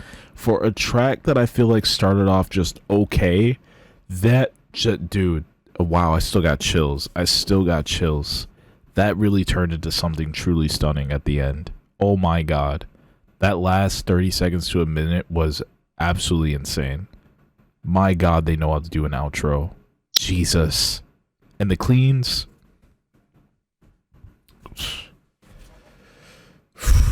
Yo, listen, I'll tell you what. if I have to play devil's advocate and state one thing that like I still am like sort of on the fence about, it's her screams. They're not, I feel like they're not quite there. I mean, they're decent, but I definitely feel like she's gonna improve a lot more over time. You can tell that she's probably, you know, gone through most of her singing, most of her vocal career not screaming. I mean, when she was first, I guess you could say, introduced to the band, when she featured in, what was the name of the track? It was the name of the third album that they did, when she was featured in, it's in French, so like of course like the name is gonna, the name was it C'est la Vie? When she was featured in that track, like obviously she just did cleans, and like very soft spoken cleans at that. So, you know, I understand people are probably going to complain about the screams. That's not like her area of specialties, but like already she's decent. She's gonna improve. They always improve. They always get better. So, dude, I think they've really, and the overall structure of the song, the outro, like the ambiance. Oh my god, dude, it's just it's insane. That outro especially got me, dude. That was amazing. I almost want to go back and listen to that. That was a crazy good outro. I got chills, bro. That was really good. Yeah, they definitely got something special on their hands, and yeah, really looking forward to seeing what future novelists this next generation of novelists is like. Like every generation of it, dude. I've enjoyed Matt's like first 3 records, amazing. I love it. Tobias, I loved every single single he put out for the band. I even feel like Tobias wasn't that drastically different from Matt. I think like sometimes they sounded almost exactly the same. And you know, Camila here, like I think that's how you pronounce her name, right? Is it? I think it's probably somewhere in here. Maybe not. I think it's Camilla, but I'm not 100% sure. I think it's Camille or it's Camilla, but I'm not 100% certain. But either way, amazing track in my opinion. It started a little slow, but like it picked up quick and ended amazing. Astounding, dude. But anyway, that's it for this week. That's our core reacts for this week. Hopefully you guys enjoyed it. If you guys are watching this as a splice or a clip or whatever on YouTube, a splice or a clip from the podcast, hey, make sure you drop a like on the video. You know, go to this music video, subscribe, drop a like on their video as well if you enjoy the track. But yeah, hopefully you guys enjoyed watching this, and there will be more core reacts in the next episode as well. So moving on to the main meat and potatoes of this week's stuff. We've got quotes. Look at this long list. Are you kidding me? Look at this long, lengthy list. We've got some BlizzCon stuff to talk about, and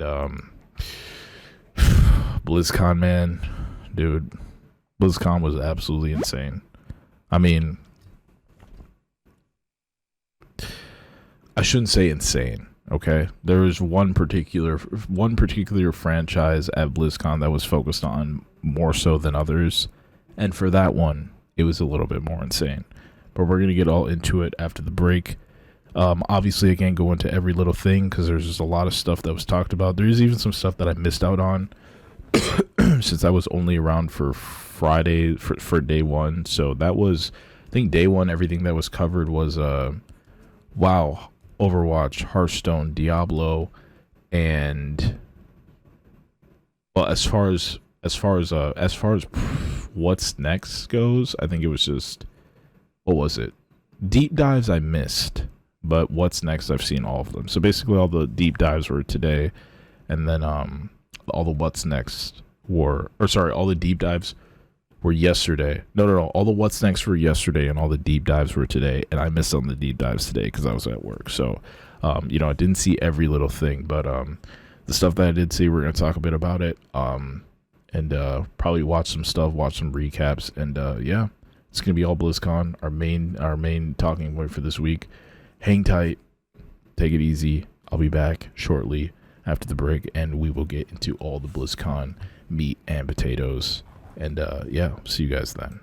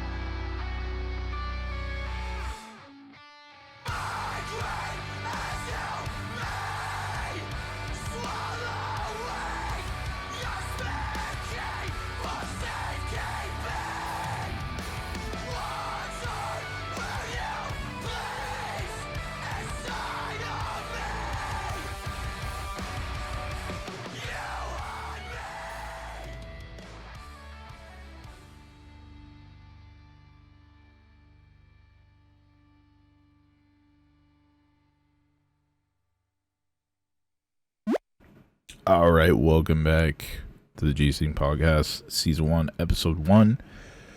Finally glad to be back, glad to be here, glad to be doing this, glad to finally get back to the drawing board, get back to the grind, get back to the chitty chatty.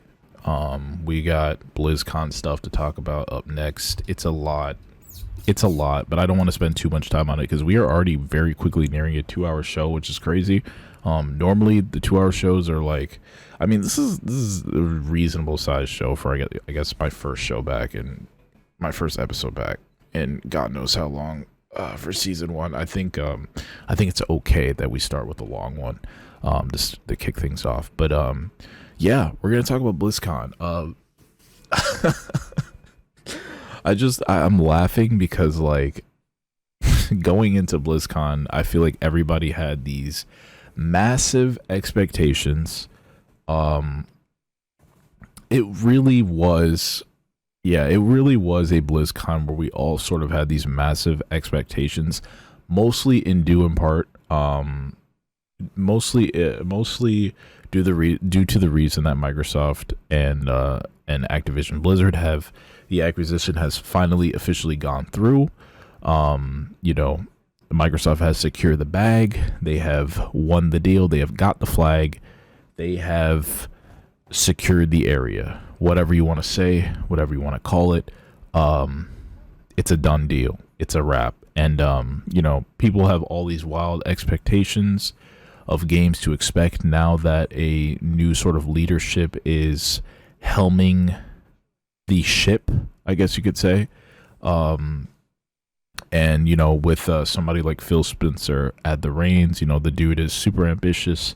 He wants to see, something for everybody out there be produced. He doesn't want his particular fan base to be left behind, which just makes people have all these crazy expectations. I'm even one of them. I went into this thinking, well, I mean, I guess you could say I'm a little bit more reasonable. My expectations were more so pointed in the direction for, WoW and Hearthstone, the games that I was interested in. However, you had individuals who were really expecting there to be a StarCraft 3 announcement so soon. You had people expecting there to be,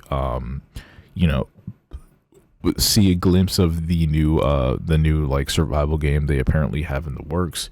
You're expecting people to see a announcement that, hey, Heroes of the Storm is coming back, and we're working on Warcraft 4 and all this other stuff, which is just completely unreasonable this soon.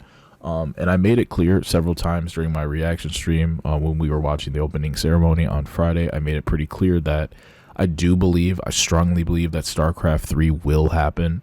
And I strongly believe that Heroes of the Storm will make a comeback at some point. I just think there's no way that Blizzard would acquire, Microsoft would acquire Activision Blizzard and not take advantage of that MOBA as a way to have their own unified Microsoft MOBA to sort of compete with the likes of Dota and compete with the likes of League of Legends. Like, having all of the Activision and all of the Microsoft IPs sort of in one MOBA, they could totally do that now if they really wanted to. They could potentially make something like that happen. I don't know if it would be Heroes of the Storm, but I think bringing back Heroes of the Storm would be a step in the right direction, for sure. But we had people going into this with all these crazy expectations, and obviously they didn't deliver on any of those.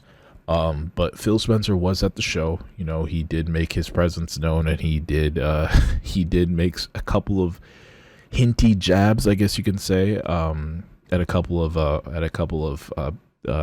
Blizzard fan bases, StarCraft, and I think he said something about Heroes of the Storm. I can't quite remember, but I know for sure he mentioned StarCraft. So it got people a little bit worked up, got people thinking that things are in the works. But expectations aside, I kind of want to keep it a little bit more down to earth about what they talked about. And a little bit more focus on some of the more general stuff that they announced. Obviously, I could go into every little minute detail, every little change that's coming to their upcoming games, every little new feature coming to their games, but I'm gonna keep it pretty general, pretty basic, and we're gonna start with the WoW, the World of Warcraft reveals and announcements, since I would say that this was the WoW BlizzCon. We've had some BlizzCons in the past that have been very heavily focused on Overwatch. We've had a BlizzCon in the past that has been very heavily focused on Hearthstone. And, you know, we've had BlizzCons in the past that have been pretty focused on StarCraft. And Diablo, which I would say was last year's... Oh, no, there was no BlizzCon last year. When Diablo 3, I guess you could say. When Diablo 3 was originally announced. And that's...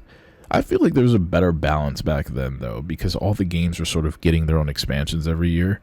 Like, WoW was getting theirs, StarCraft 2 was getting theirs, and then Diablo 3 had just come out, and, like, you know, that stuff was... Everything was getting, like, its own expansion every year, every other year. So it was like there's a better balance between each game.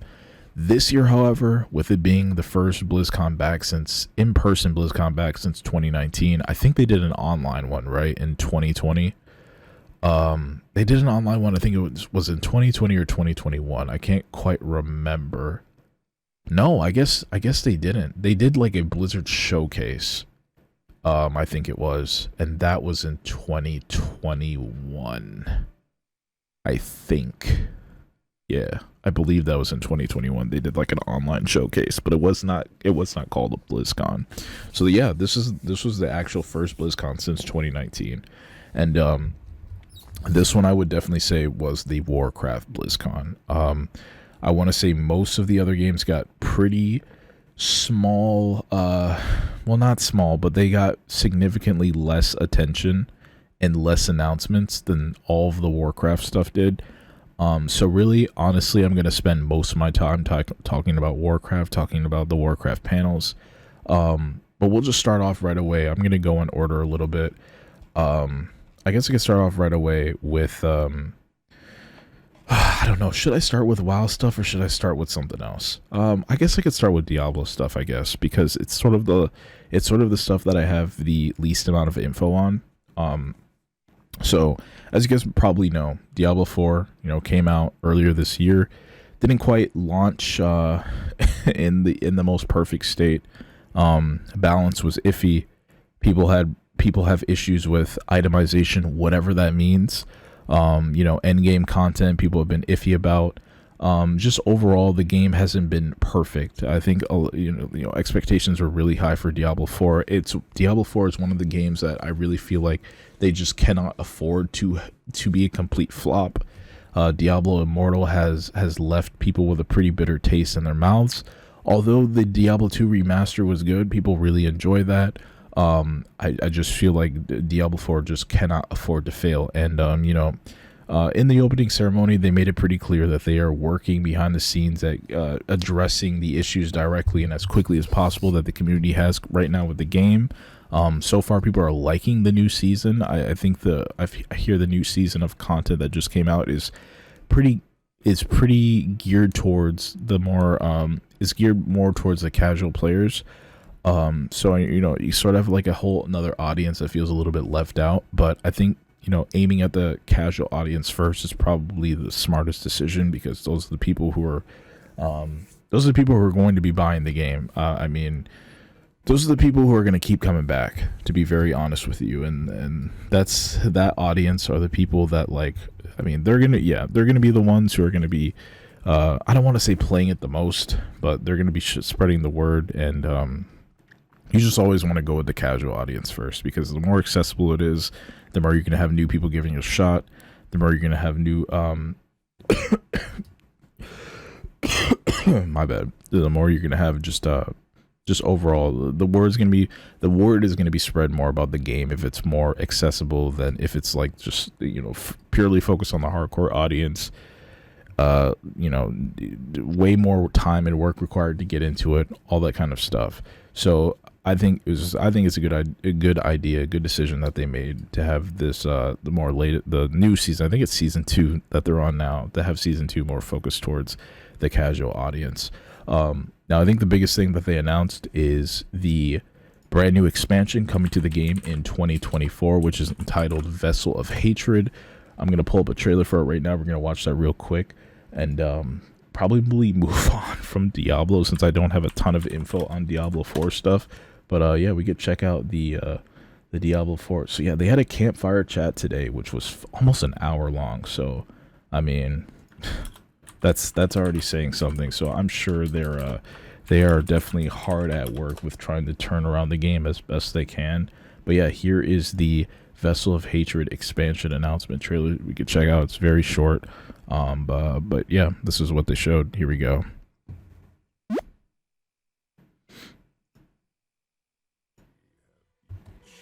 a part in what has happened here. You abdicated your choice to this child. And with every step she takes, I grow stronger. There will be no salvation in the light.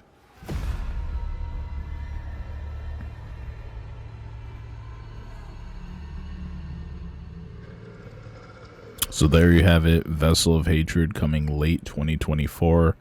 I mean, based off of the environment of the trailer, it looks like, you know, players are going to be exploring these sort of jungle terrain.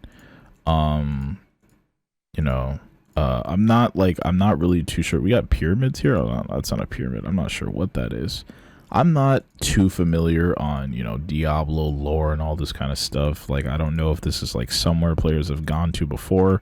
Or if it's just an entirely new place, but I think it's pretty safe to assume that a new class is going to come along with this expansion. Yeah,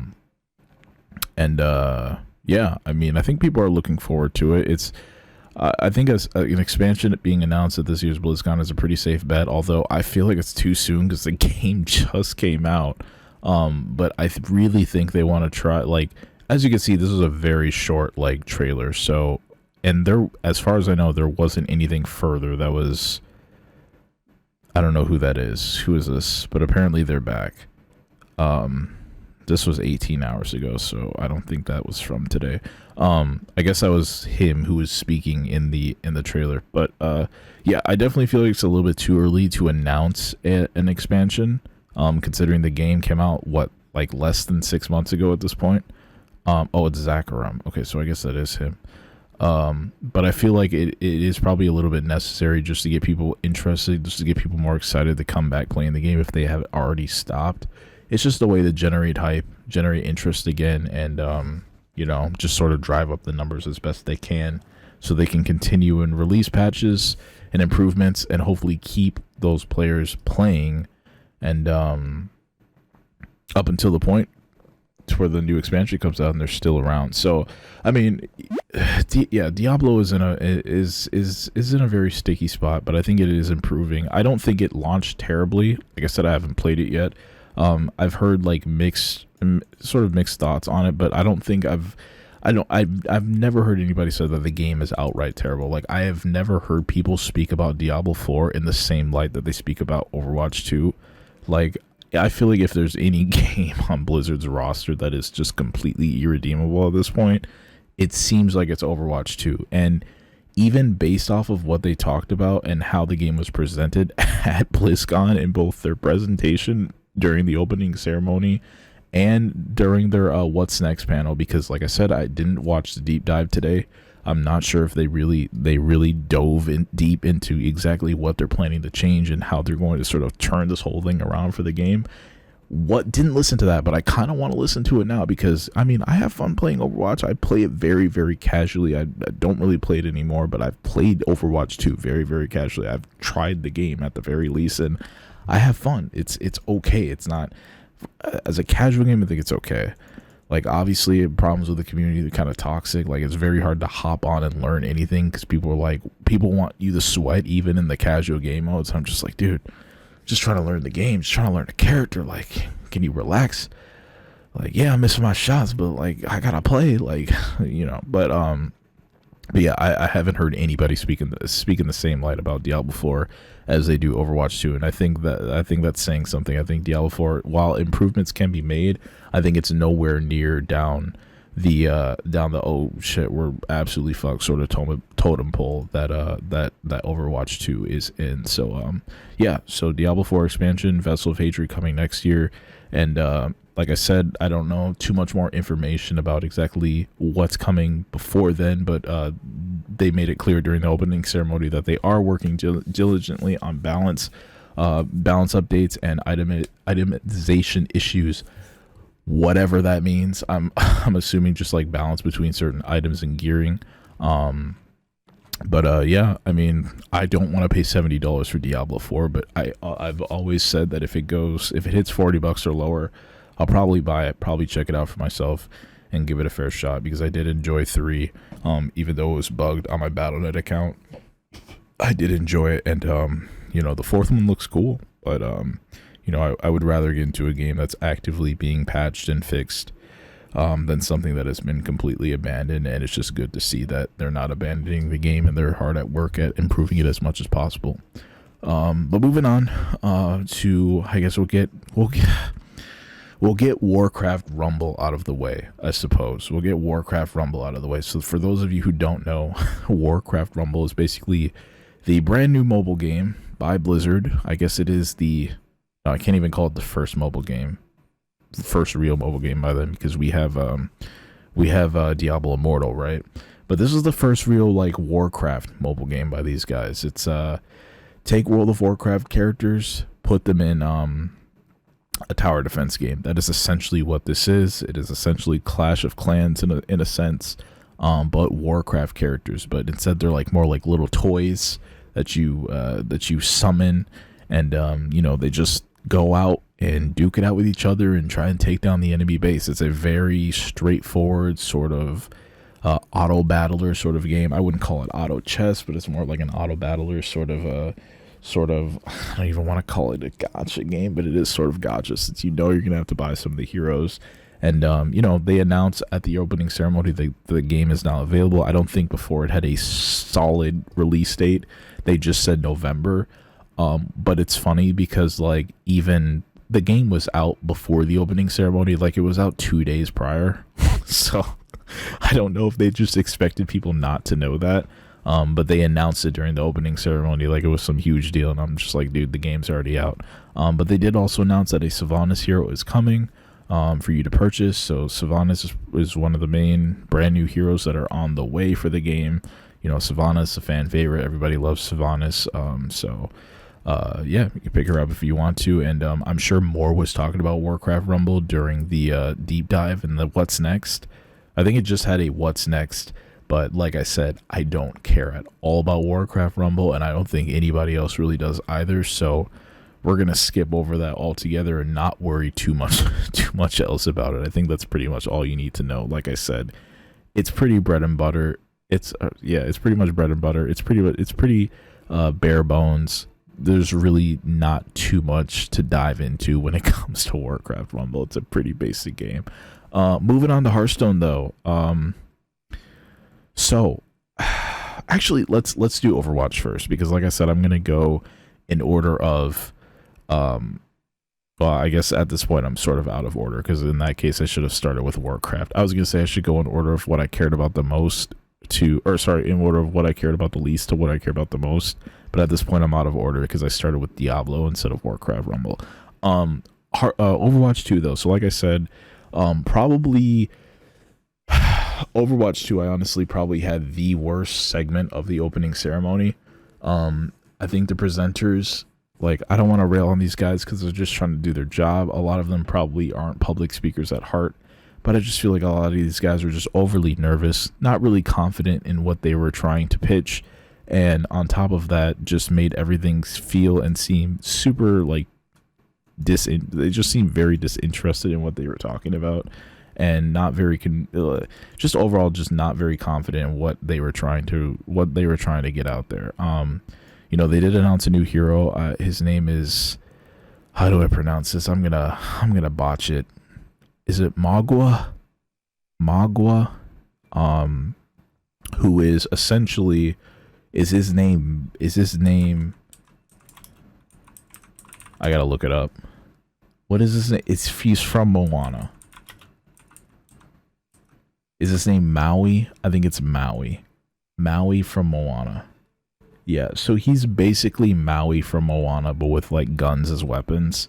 Not like muscle guns. I'm talking like guns like as weapons. And yeah, I mean, we're gonna take a quick look at the trailer again. I mean, it's just, I mean, listen, he's a cool looking character, I guess, but it's just, it's crazy, like the resemblance. I'm just like, dude, this is literally like a Disney character. But yeah, we're gonna check it out real quick. This is Magua. Oh, he has an origin story now. Did they do this yesterday? I don't know, but let's check it out real quick. Here we go.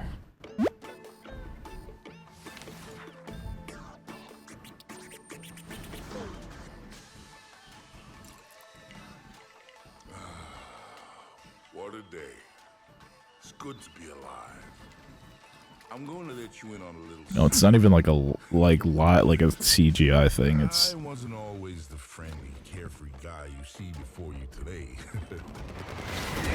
I used to take things very seriously. I never had time for fun.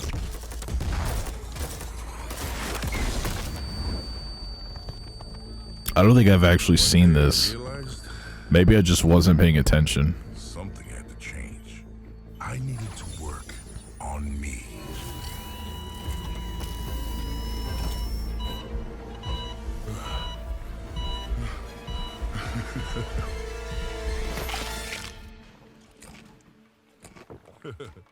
Now I've got a whole new outlook on life. I realized that it's okay to put myself first. Found out that I have a knack for bringing people together. Whoa! And I learned how to let loose with friends.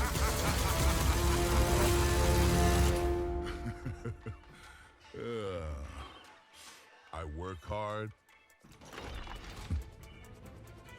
And I play hard. So, I only have one question for you. Ready to have some fun? Okay, so there you go. He's got like this. Okay. Yeah, so I mean, this is like his model in action, you know, not oh yeah, here's the gameplay trailer, so we can check this one out too. So you can have a better idea of what this character is really all about. Sorry to keep you all waiting. But now that I'm here, let's have some fun. Yep, that's my name all right. And this right here is Gunny. And she can light up the whole dance floor. And this one's Cha-Cha. He's a sensitive little fella, a real hothead. And when I fire them both, it's double trouble. Oh, dude, that kills me every time. Footage.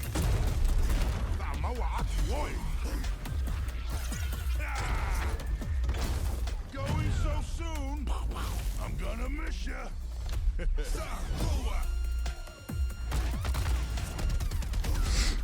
Don't tell me that's it. Both hearts pumping. I got your back. For now.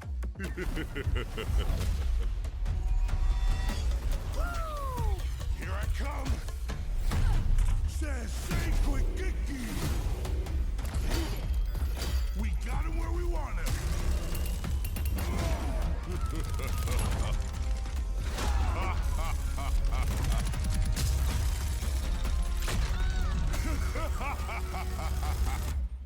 Unbelievable. So was I worth the wait? We're gonna have a hell of a time. There you go.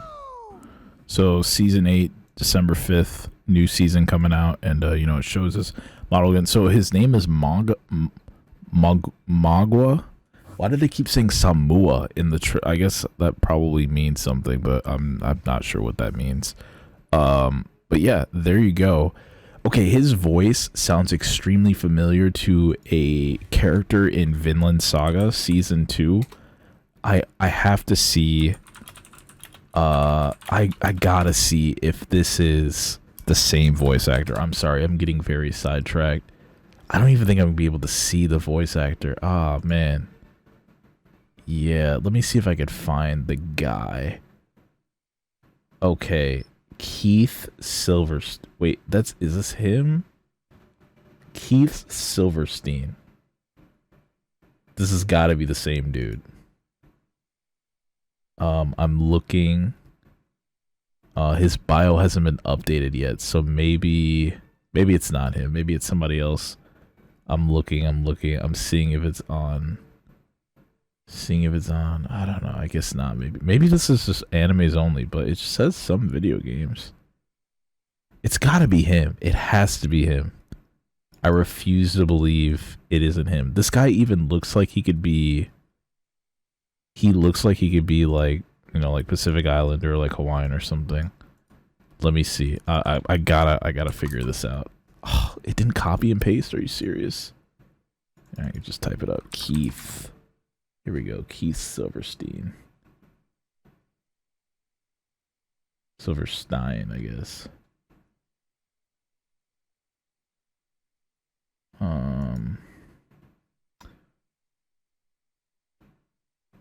I guess not.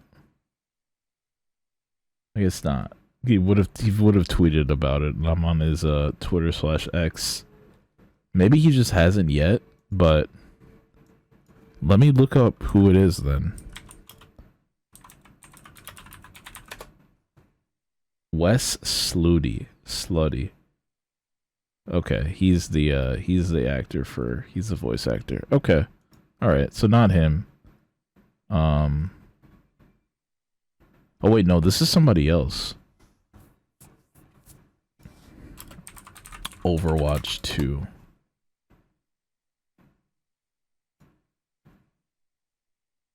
I don't think they've announced it yet. Yeah, I don't think they've announced him yet. Whoever voices him. So not quite yet. I think it's him though. It's gotta be Keith. It's gotta be Keith. I think it's gotta be him. He sounds exactly like him. Yeah, I'm not sure though who the voice actor is. But huh. Somebody said, "Wow, Maui looks incredible." That's so funny. Yeah, I'm actually curious if it actually is Keith, but yeah, they sound very similar. But yeah, there you go. I mean, that's about it for Overwatch. I mean, not too much else was touched on. They've got a new map, I believe. I could have sworn this was a previous map before, but I guess it's either a new version of an old map or it's a new map altogether. Hanamura, I believe it's pronounced, is coming next year, and there is also a new game mode in the works. I forget the name of the game mode. It is basically a domination style game mode where like both teams are gonna have to capture a certain amount of points across the entire map, and they're basically gonna be fighting for each point, for each sort of sector of the map, and the first team to cap all of them, hold them all, will be the victor. And then otherwise, this is going to be like a constant battle between who can cap the most sectors of the map. I'm gonna see if I can find the actual name of the game mode. Overwatch 2 new game mode. Flashpoint. Nope, that is not it. It is not Flashpoint. That was a different one.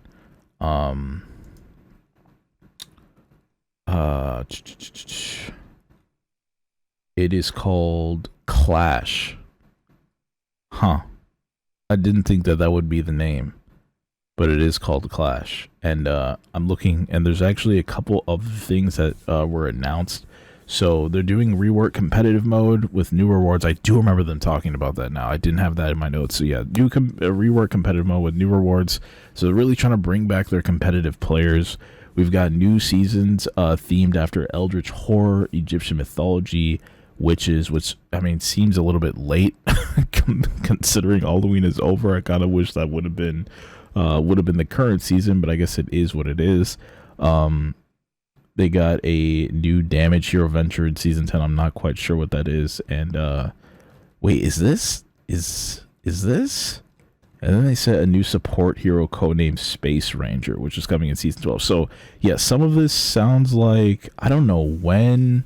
This was this talked about during the opening ceremony? I don't ever remember a new support hero being talked about, but I guess it was. Oh, and okay, I see. So Hanamura was the original map, and the one that's coming now is Hananoka. So yeah, it's I guess it's returning as like a different sort of it's like reskinned basically, I believe. It's like a Sakura like cherry blossom sort of reskin, I think. And so that's what they're doing. So it's not quite a brand new map, but more so like a different take on an older map. So yeah, that's kind of everything that they've got in store for Overwatch 2. Like I said, I think if you're really into Overwatch and like you want to know if the game is worth getting back into, if you want to know if they're really going to turn this thing around, I would definitely recommend checking out the deep dive presentation that they did today, or I'm sorry, that they did on their day 2 of BlizzCon. Definitely check that out, see what's in store, because I mean, to be very honest, like based off of what they talked about during the opening ceremony alone, I just don't think that's enough to really bring players back. Like a couple characters on a new stage and a new game mode just isn't enough. I think most people are really interested in PvE stuff, and as far as I know, they didn't really talk about any PvE stuff during the opening ceremony. So again, yeah, like definitely check out the deep dive if you want more information on Overwatch 2 and what might be in store for it. But anyway, moving on from Overwatch, we got Hearthstone stuff, and Hearthstone, all this stuff I know basically off the top of my head, because it is a game that I avidly play. So basically there's 2 main talking points for Hearthstone at BlizzCon. The first of which is a pretty big deal for all of you players who probably haven't played in a while, or like returning players, and that is catch-up packs. So basically catch-up packs are something that are soon going to be purchasable for, I don't know if it's for a limited time for like returning players, or if it's just a permanent thing that's going to be available in the shop. Probably something you can earn over time as well, but basically these packs are, in a sense, they are standard packs that feature cards from past standard sets.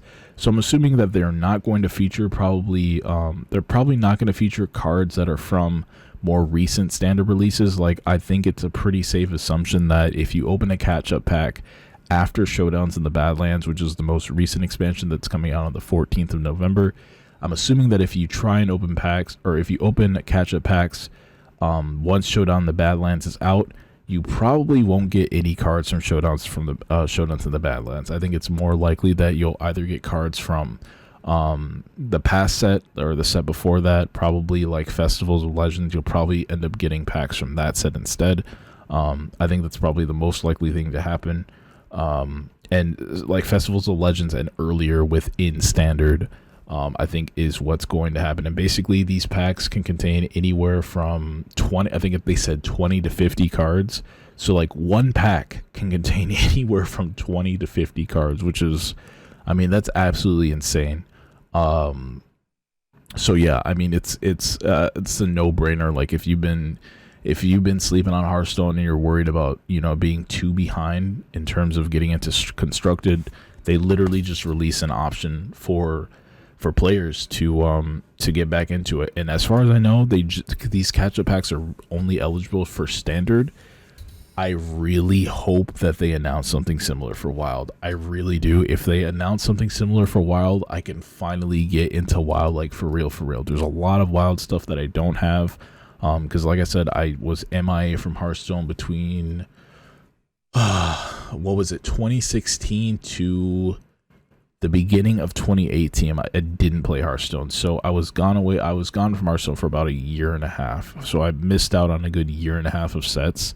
When I got back into 2018, I think I did purchase quite a few stuff from sets from 2017. But other than that, I think man, that feels like forever ago. That's crazy. But yeah, other than that,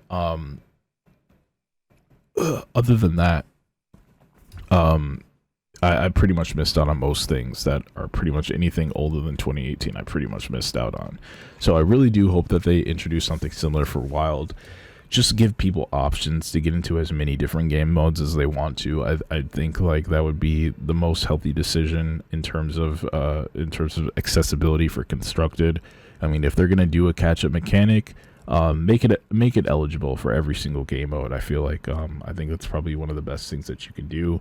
Shit, I mean, you want more people to play Arena, even offer some Arena tokens if you can, or Arena tickets with these catch-up packs. Do something, anything to get people playing. I think would be a great decision. I think this is a good good step in the right direction. Yeah, I mean, as far as I know, if you pre-ordered any bundle from, I think it's the Mega Bundle only, actually. If you pre-order the Mega Bundle for Showdowns in the Badlands, I think you get 20, I think it's 10 or 20 catch-up packs.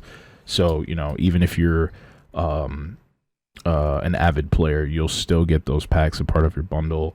And like I said, I think they're going to be available on the shop, but I'm not sure if they're going to be gated towards like returning accounts only. Not quite sure how that's going to work, because, you know, then you're going to have you're going to have avid players basically just getting these catch-up packs, and they're going to get duplicates on duplicates on duplicates. It's just going to be a very easy way to get a ton of freaking dust, because you're just going to be collecting stuff that you already have. So I'm not sure how they plan on balancing that. Maybe they just don't care because it's money either way.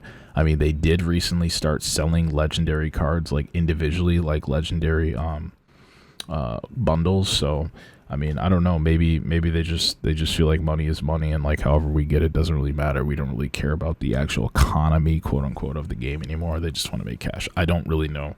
But yeah, catch-up packs, pretty big deal for returning players and new players of the series, or of the game.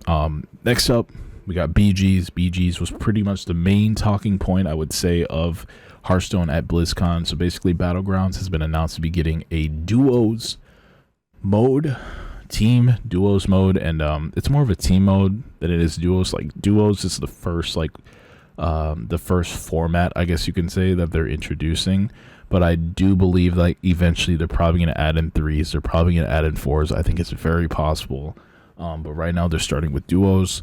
And it works basically how you think it works. You're paired with another player against another two players, and you're working together to beat the opposing opponents. And I'm not a huge BG player. I've played a little BGs like back when it was in beta, but I haven't really played it since then. I'm a constructed Hearthstone player. But I think this is an amazing step in the right direction in terms of game mode for the game. Now, while I personally would have wished for something a little bit different, like an arena draft mode, a custom lobby arena draft mode where you could do arena with like a group of friends, or like a proper draft mode like similar to what Magic has that you could do with a group of friends, or like custom lobbies, or even a tournament mode. While I would have chosen any one of those ones, I think a team mode for Hearthstone's one actual free-to-play mode, I think that was probably the best thing they could have announced for the game at this time. Battlegrounds appeals to pretty much everybody, and having a team mode, like, people just love team stuff. If your game has team stuff, it's immediately going to bring more people in, because people want to play with their friends. They don't always want to have to compete against their friends. Sometimes they just want to play with them. And that's exactly what this is. That's exactly what this offers. You know, there's going to be team-based heroes, team-based cards that are exclusive to duos in BG. So it's going to be a whole interesting kind of thing. You can trade cards between players, or between your friend, between the person that you're paired with. You can emote with your cards that are on board as well.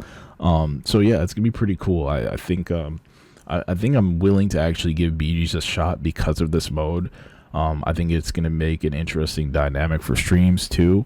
So yeah, I believe I will probably, when I start streaming Hearthstone again, I think I'm probably going to start dabbling in BGs a little bit before this comes out, just so I can learn what I'm doing and at least be okay. But yeah, I mean, I played a little BGs in the past, like when it was in beta, and I didn't do too bad. I think I averaged 4th place like most games.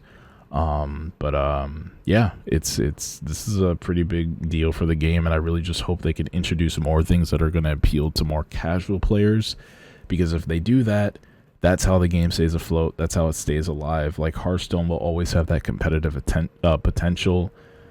you know, whether or not they want to keep going with the esports thing, that's you know, neither here or there. But I think like the game already has, for the most part, has the proper groundwork to survive as a grassroots esport.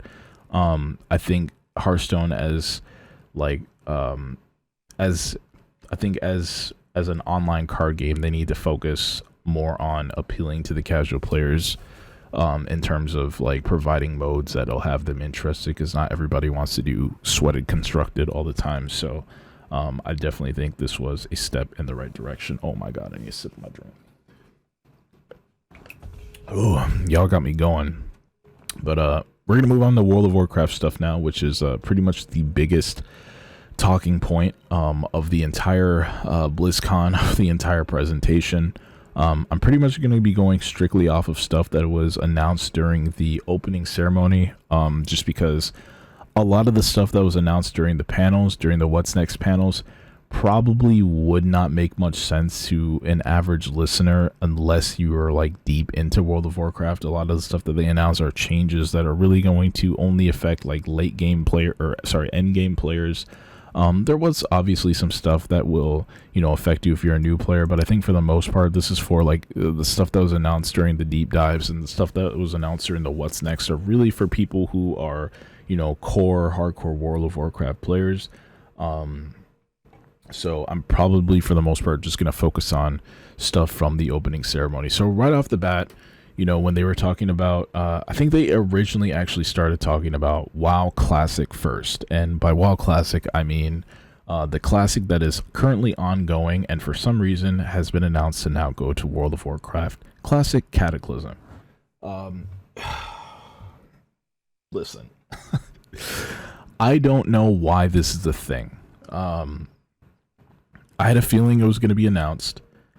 A small part of me was hoping that, you know, some of the rumors were true and that Cataclysm was going to sort of be turned into Cataclysm Plus, Cataclysm Classic Plus.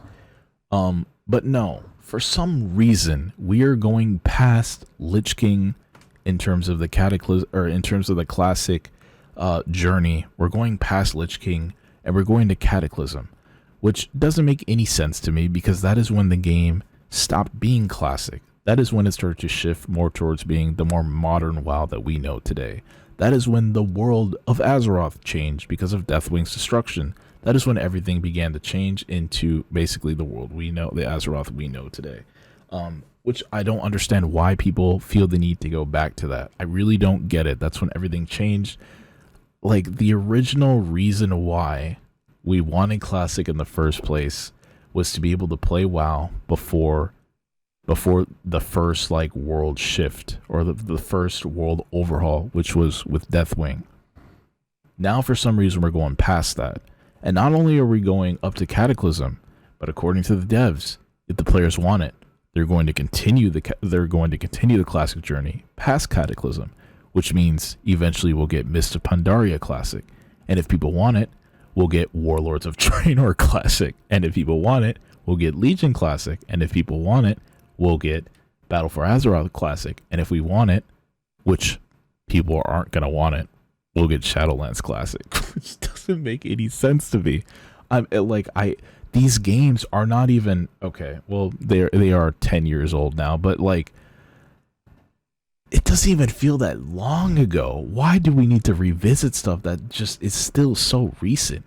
It's still so fresh in our memories. Like, I don't even know. I think it's just crazy. I mean, I guess, like, you know, Cataclysm did come out what was Cataclysm, like 2008? Let me see. I think it may have been, no, it was 2010. It was 2010. So Cataclysm is a little over 10 years old. But it's just crazy to me that that we're actually, I think what's more crazy to me is the possibility of us going to a Mist of Pandaria Classic, and then after that a Warlord. Like, I can't wrap my head around why people would want that. We're just repeating the game. They're re-releasing the game, and people are falling for it. Like, what? They're re-releasing the game. They're just redoing it all over again. It doesn't make any sense. I mean, I guess it does, because then it's like, I guess in a way it does, because it's like you're playing it as it came out, and if you weren't playing WoW back then, it's like you can sort of experience these expansions as they came out. So I guess it's sort of like, for new players, I think it makes sense, because it's like, oh, I wasn't around to experience this expansion. Okay, well, you can experience it now. And that's pretty much the only reason why I was interested in Classic in the first place, is because, you know, I wasn't around for all these earlier WoW expansions, because I didn't work in computer, and I figured I could run WoW. But for the people who have already experienced, it's just so weird to me that they want to go back and do it again. I guess, you know, nostalgia, but it's just like, I feel like the overall attitude towards expansions at like Cataclysm onwards is for the most part so negative that I can't believe that like people actually want more. It's hard for me to wrap my head around. But anyway, they did announce that a Cataclysm Classic is happening next year, so that is going to be a thing. That was the first sort of thing they got out of the way. They are planning on speeding up the leveling process. They're planning on, I think, doing some balance changes as well, so it's not going to be exactly like the Cataclysm we knew from 2010, but they are going to make some changes necessary as they see fit to sort of make it a more enjoyable experience, I suppose. So, you know, just keep that in mind. Next thing they announced was what's next in store for WoW Vanilla Classic. So basically what they are doing, and this was sort of like my BlizzCon highlight, I guess you can say. And I had to take a lot of time to sleep and cook on this one, because I really wasn't sure how I was feeling. Had to do a little bit more. I'm still doing a little bit more digging, but I think I've pretty much heard everything that I needed to hear about the next step for WoW Vanilla Classic, which will be WoW Vanilla Classic Season of Discovery. So, what originally seemed like what was just going to be a sequel to the Season of Mastery that they did, what was it, like a year ago now? A couple years ago? They're going with another seasonal model. However, it is pretty evident at this point that this is basically going to slowly turn into the Classic Plus sort of scenario that we wanted, which is essentially Classic WoW, Vanilla Classic WoW reimagined in sort of a what-if scenario, with content, including content that was originally cut from the original vision of Vanilla WoW, that was either cut or just wasn't able to be put in, or wanted to be put in but just couldn't due to time constraints with patches and whatnot. That is what we want Classic Plus to be, and that is what it seems like the devs are sort of leading towards with Season of Discovery. So here's what I jotted down for my quick notes. So basically, Season of Discovery will be coming out November 30th. The game will be, for the most part, the Vanilla Classic that we know, with a few twists. The first of which is that there will be a rune system, where these runes will be essentially gear pieces, in a sense. I guess no, that's not how it works. So it's going, these runes are going to be basically abilities that you can attach to your gear, which will then give your class an ability that normally it wouldn't be able to learn on its own. So as you can already imagine, you're going to be able to have, you know, mages with, you know, sort of tanking, threat generation abilities. You're going to have warriors with probably healing abilities. You're going to have warlocks with probably melee abilities, stuff that normally you probably wouldn't really see in, you know, normal WoW. Just as a way for people to just go crazy with their class and just play how they want. So basically, you're going to be going around trying to find these runes, and these runes are, you know, going to be able to help you customize your character in terms of abilities, basically however you want to have them be. So you can essentially fill any role with your character as you so desire. The level cap is going to be 25 to start. They plan on they plan on increasing the level cap throughout the next like several weeks. So I'm assuming, you know, maybe a month or two after release on the 30th, they'll probably bring it to either 35 or they'll bring it to 40. And then after that, maybe they'll raise a little more while also introducing new content. So the first main thing that they're going to be releasing when it comes out on the 30th, is the main end game for level 25 is going to be Black Fathom Deeps, but it's going to be reimagined as a raid, as a 10-person raid. And it's going to have new bosses. It's going to have new loot, new gear and stuff for people to get. And it's going to be designed in a way that is actually fit for 10 people, and it's going to be redesigned in a way that is actually going to be raid-like. So yeah, very interesting twist on that there. They are also planning for new outdoor PvP faction-based events, where players will be able to earn high-end gear and compete against their opposing faction. You'll be able to earn a mount, I believe, and they said something like the mount, as long as you're using the mount in that zone where the outdoor PvP event takes place, you'll be able to move at like 50% movement, like 50% more movement speed or something like that, something crazy like that. You'll be able to get around a lot faster. I think they said something akin to that. So they're gonna have PvP stuff as well, and then as the game progresses, they want to introduce new end game content, like I said, that was cut from original vanilla, and just stuff that's just overall reimagined in general. So it's going to be, we don't know how long this entire process is going to take, because you would assume that eventually it's just going to cap at 60. And once they're done with adding in whatever they want to add in, you would assume, since it's technically a season, they're going to reset everything and maybe start a new season. What a lot of people are assuming is going to happen, and I'm kind of on this train now, is that they're probably using this as a way to basically introduce a Classic Plus, but they're not quite ready to call it Classic Plus yet. They hinted at it a lot. They teased and trolled a lot during the What's Next, as well as during the opening presentation and the opening ceremony.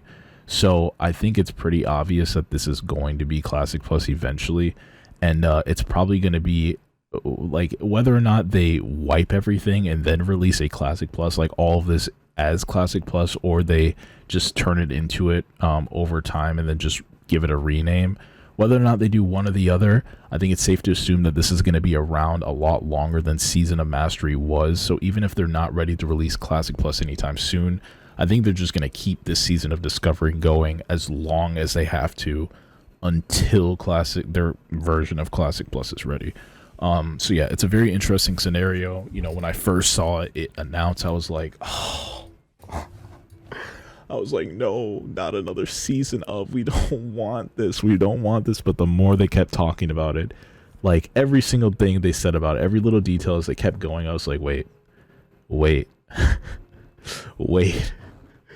And then at the end of the What's Next, they teased Karazhan raid, they teased Scarlet Monastery raid, just like they tease a lot of stuff. So I mean, it's pretty obvious that like this is going to be pretty much what players were hoping for, and they're going to be listening to the community a lot, as they said. So we hope that they keep their word, and yeah, it's going to be really interesting to see how this plays out. I'm actually really excited for this. I think there's a very good chance that I will be getting into this. I don't really know how I'm going to schedule this out, but like I'm pretty sure this might be a game that I'll be streaming too. So I definitely need to use as much as November as possible to like chip away at the MMOs that I'm currently playing, and things are gonna have to be balanced a little bit, because not only this, but as well as retail WoW, I think I'm gonna have to play both, and we're gonna talk about exactly why right now. So last but not least, for the BlizzCon stuff I want to touch on, we've got retail WoW, World of Warcraft, the core World of Warcraft, the tried and true, the rocky and the bumpy, the struggle bus that is retail WoW. It has been a rough past, what, it's been 6 years since like 2017, right? It's been a rough past like 6 or 7 years for this game, man. I mean, since Legion, things have been rough. And even Legion was like an anomaly, right? Because Warlords of Draenor was not very well received. Mists of Pandaria turned into a meme, though people look back on it fondly. Listen, I remember what y'all were saying when Mist of Pandaria came out. I played during Mist of Pandaria. I remember what y'all were saying, bro. That if it's crazy. If Final Fantasy 14 was doing as well as it is doing now during Mist of Pandaria era, I think I truly believe that era could have been the death of WoW. Truly could have been. Because yeah, I remember how y'all reacted when Mist of Pandaria was out. But now people want to look back on it all fondly. I'm like, nah, that's not how it went. But you can pretend. Anyway, things are really heating up. We're really getting into interesting territory now. So, you know, WoW retail was, I believe, was the last thing that they touched on during the opening ceremony, and rightfully so, because it was the main spotlight. It was the main event, and Kritz Besson takes the stage, and you know, he as we already know, he has returned as a creative director for World of Warcraft. He's returned home to Blizzard. And you know, he talked about what's next for WoW. I kind of want to play the video. But it's pretty lengthy, so maybe I'll go through exactly what they announced first. So first and foremost, World of Warcraft from here on, from the next upcoming expansion of 2024 and the following two will all be a part of a new story arc, or I guess you could say a culmination story arc, which is entitled the World So Saga. And basically this story arc serves as a purpose to wrap up the past 20 years of World of Warcraft and sort of bring an end to basically just bring an end to this first 20 years of the franchise is what they're really aiming to do with this.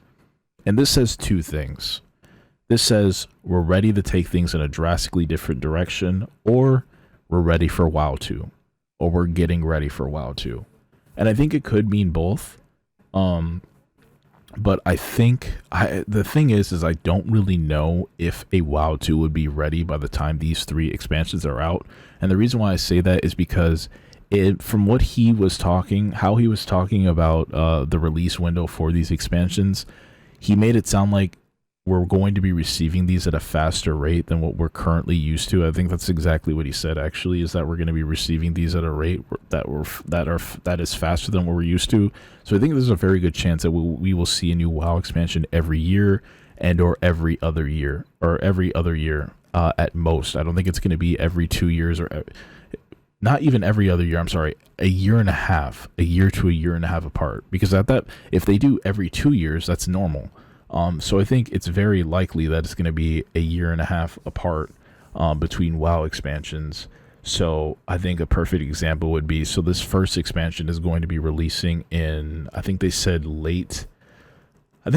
2024 actually, but I'm assuming it's probably going to be fall 2024, maybe even summer. So say it comes out in summer 2024, then that means the next WoW expansion will probably be late 2025, which would mean the third and the final final chapter would be, so if you release one on late 2025, that would be what? That would probably be like late summer 2026 or very early fall, late 2026. So yeah, a much faster rate in between expansions, and that's pretty much the only way it would make sense. So that's basically an expansion every single year. There's no other way to do it. No matter how you look at it, that's an expansion a year. Yes, while you might have to wait a little bit later into the year before you get the expansion, that is still one a year, and that is a huge deal. It is something we've never seen with WoW before. It's a huge change, and yeah, you can be spending money a little bit more often, but they are really trying to wrap up this culmination as quickly as possible. And you know, part of me is wondering, like, do they really have like a new story arc planned out, new story saga planned out that they really are just want to get to right away, or is this really prepping us for a WoW 2? I don't know. What if the survival game, the survival MMO that they apparently have in the works, what if this turned into WoW 2? What if this was WoW 2 the whole time? I don't know. We don't know. But you know, we can go speculating like crazy. But yeah, to get into more detail about the expansion. So the first expansion that is going to be coming in 2024 is entitled The War Within. And then they announced the following two, which are entitled Midnight, World of Warcraft Midnight, and World of Warcraft The Last Titan. So, you know, huge deal. Midnight, the Midnight expansion is going to see us return to the old world, which is the original Azeroth as we know it. We're going to be exploring Quel'Tha Lost, I believe. And then in The Last Titan, we're going to be going back to Northrend. So it's going to be more like it's going to be more Azeroth focused, Azeroth centric, boots on the ground sort of expansion. It's going to be what people have wanted, so to speak. And it's funny because when he said old world, when he used the term old world, and when he used the term old world in the presentation, like my brain was thinking like, oh, time travel, like we're going back in time, because he said old world. So I was like, wait, so like vanilla? So I was like, wait, so we're going back? So I still am not 100% sure if that's what he meant, but I'm pretty sure he meant like, you know, none of this like, oh, we're going underground, none of this, oh, Shadowlands, like none of that. We're like on actual Azeroth, doing Azeroth stuff, Azeroth exploration. That's what he meant. So like back to places we've been to before, but we're just going to be re-exploring them. Pretty sure that's what he meant, but yeah, like my brain was thinking time travel, which is why I mentioned that. So if you see that in my reaction video, like that's what I meant. But anyway, yeah, so that's sort of the plan for the next two expansions. You know, in other more generalities, they announced new modes, a Delves mode, which is going to be a high-end sort of world exploration or sort of zone exploration mode. For it's supposed to be a high-end sort of not high-end, but sort of an end game alternative activity for players to gear up. They want to focus way more on getting, like, I don't want to say casual players, but they want to focus more on getting people geared faster, the game respecting your time more, just more alternatives for people to do what they want but be able to progress their character, which is a huge deal in my opinion. I think one of the main reasons why like I've never really like got deep into WoW is because of how time consuming it is, and also like I really want to play less for the rating and more for the PvP. Like WoW PvP has always intrigued me, but I've always heard like, yeah, it's kind of hard to get into the PvP without doing mythic plus rating and all that stuff because you got to gear up. So I'm like, like why do I have to do a particular like game type to play another game type that I want to do? And it seems like they're trying and stray away from that direction, just make things a lot more flexible. So I'm really looking forward to that. Let me see what else. So they announced a more account-wide character progress to sort of reduce grind time. So, you know, they're making it way easier for people with alts. You know, a lot more things are shared. I think there's a whole list that I can't even remember, but we'll probably check it out in the video. And just a whole lot of other stuff in general. There's just so much stuff that they talk about. It's not even funny. But yeah, I do want to bring up the I guess I do want to bring up a little section of the WoW the War Within sort of announcement, and just watch it with you guys again because I just think it was phenomenal. And I want to bring up the part where it's actually Chris Metzen sort of doing his presentation. I think that's well worth the watch. Even if you guys are listening like as audio only, you can sort of hear the passion and just the passion and like just the tone of like just the confidence in direction behind what they're trying to do, what this man is trying to do, what this man wants to bring to the table. And yeah, I mean, I might skip ahead in some parts, but I mean, yeah, here we go. So I don't want to skip too much. I think this is a good place. All right, here we go. Whoops. I just lost it. Just great. This is fine. All cooking in the pot. Let's go back a couple seconds. Titans actually been doing since the dawn of civilization. What is the real purpose of all of their cute little installations slammed into the side of the planet? Do we know everything we need to know about their real intentions for our world? Just saying. BlizzCon. All of these hooks. And 100 more. 68. Carry the 2. A bunch more. All cooking in the pot. Started to reveal a storyline. Something epic. How epic? Real epic. A storyline that in almost every way feels like the culmination of the first 20 years of our storytelling. A storyline provided we do our jobs, we do the thing. Single-handedly, this man makes you want to play the That will game. vector us into Again. the next 20 years of adventure.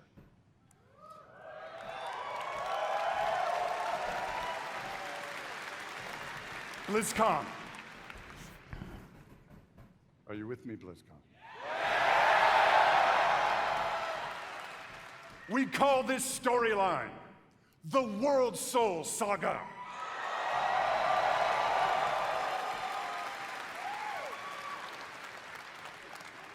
The World Soul Saga is so epic, as we covered. It cannot be contained within any single expansion. It is built to play out over multiple expansions over the next few years. Come on now. So this is pretty much what I already talked about in my notes, because he's going to go over like Having said that, we are working on multiple ways to deliver this adventure to you a little faster than you're used to. wants to release them faster. And then he sort of goes over, you know, the next three, the names of the next three, and sort of the synopsis of them, like I already stated in the notes. But we're going to fast forward a little bit till after. And there, at Ulduar, you will bear witness to the return of the Titans to Azeroth. And there, you will uncover a vast conspiracy, one that stretches throughout the history of the world, one that will challenge everything you think you know about the Titans, their intentions, and the true nature of Azeroth itself. In time, my friend, in time. I never understood what this guy said. I'm going to go And back it's just a called second. In time of Azeroth itself. In What? nature of Azeroth itself. In time, my of Azeroth itself. In time, my friend, in time. Yeah, I can't even hear what he said. I'm going to do it one more In time. nature of Azeroth itself. In time, my friend. Yeah, I don't know. in Something, time. please. And it's called Silithus. There you go.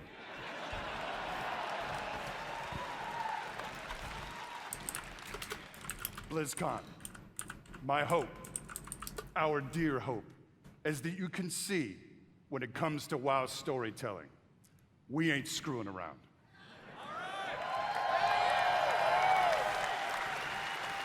We are playing for all the marbles. We are working to establish a thundering heartbeat for this franchise. Now.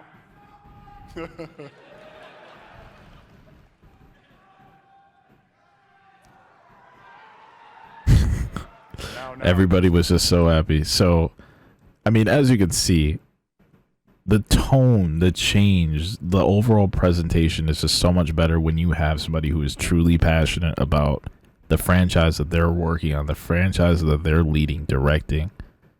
Somehow, sometimes I just think to myself, like, how hard is it really for companies, game companies in particular, that find a director who is just straight up just passionate about the game that they're directing for? I mean, is it really that difficult? A lot of people play your games. it can't be that hard, right? I don't know. But like, you can tell the overall difference in tone. You could tell the overall difference in reaction, that this is what people needed. This is what people needed. This is what WoW needed. I'm going to skip forward a little bit. And, you know, we're going to watch the cinematic. For those of you who may not have seen it yet, I'm going to watch it. This is probably my 10th time watching it. But here we go. Let the World Soul Saga begin. And this is the cinematic for World of Warcraft War Within. Whoops.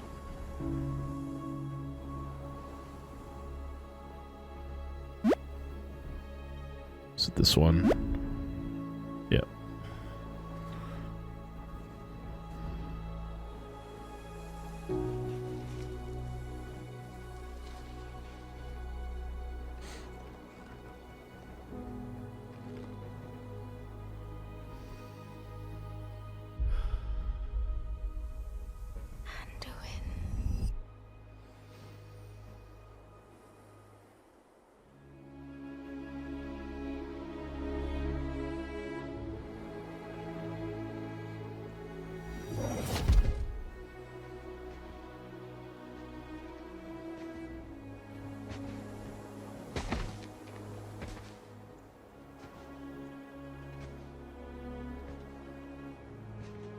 You're here to tell me we don't get to hide. Is that it? You needed time. We stayed away. But time by itself heals nothing. It's crazy because the first time I saw this, I literally thought it was live action. And I was like, I don't know how I feel about it being live action, but it's still CGI. Like, even Anduin is CGI, but like, I literally thought it was live action the first time I watched it. That's how good this looks. You've seen them.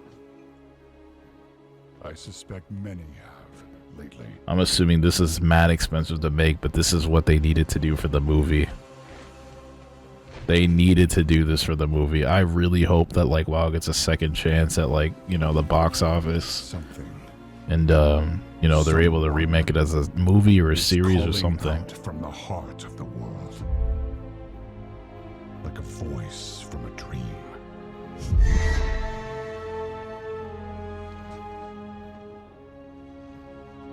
Something dark is coming, Anduin. The world needs your light again. My son.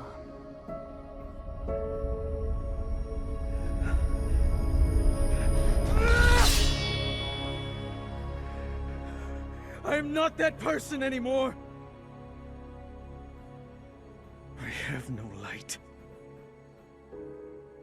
Not after what I've seen. Not after what I've done.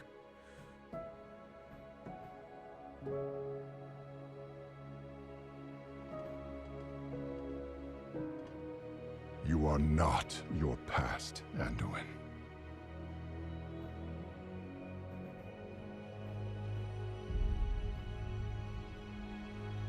I trust you.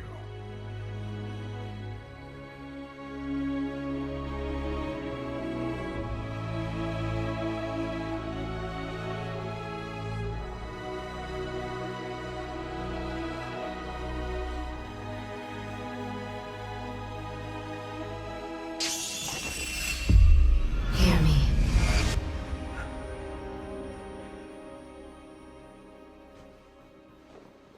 They're getting worse.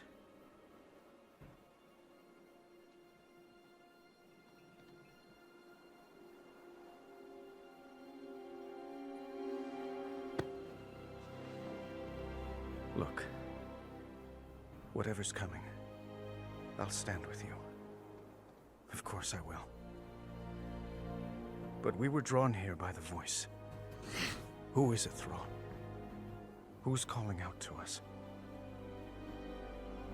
I'm not sure yet. This part gave me chills. But that sword was aimed at Chills every someone. time.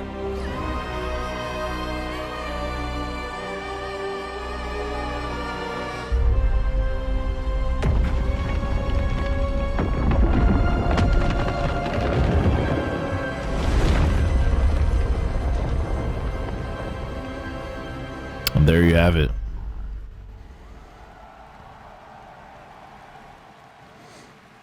So yeah, I guess they didn't really release a release window. I'm sure they might have explored a little bit more during the deep dive. But you know, they they announced like new areas. So we got a look at Hollowfall. There's a couple more. I don't know how to pronounce it. Ashkahat. These are a good look at the delves. So Warband is an option for you to like, I think, does it explain it a little bit more? Yeah, so like cross character, hero talents, new allied race. Obviously a lot of this stuff was in the leaks. The allied races, at least I believe, were dynamic, flying across all of Azeroth.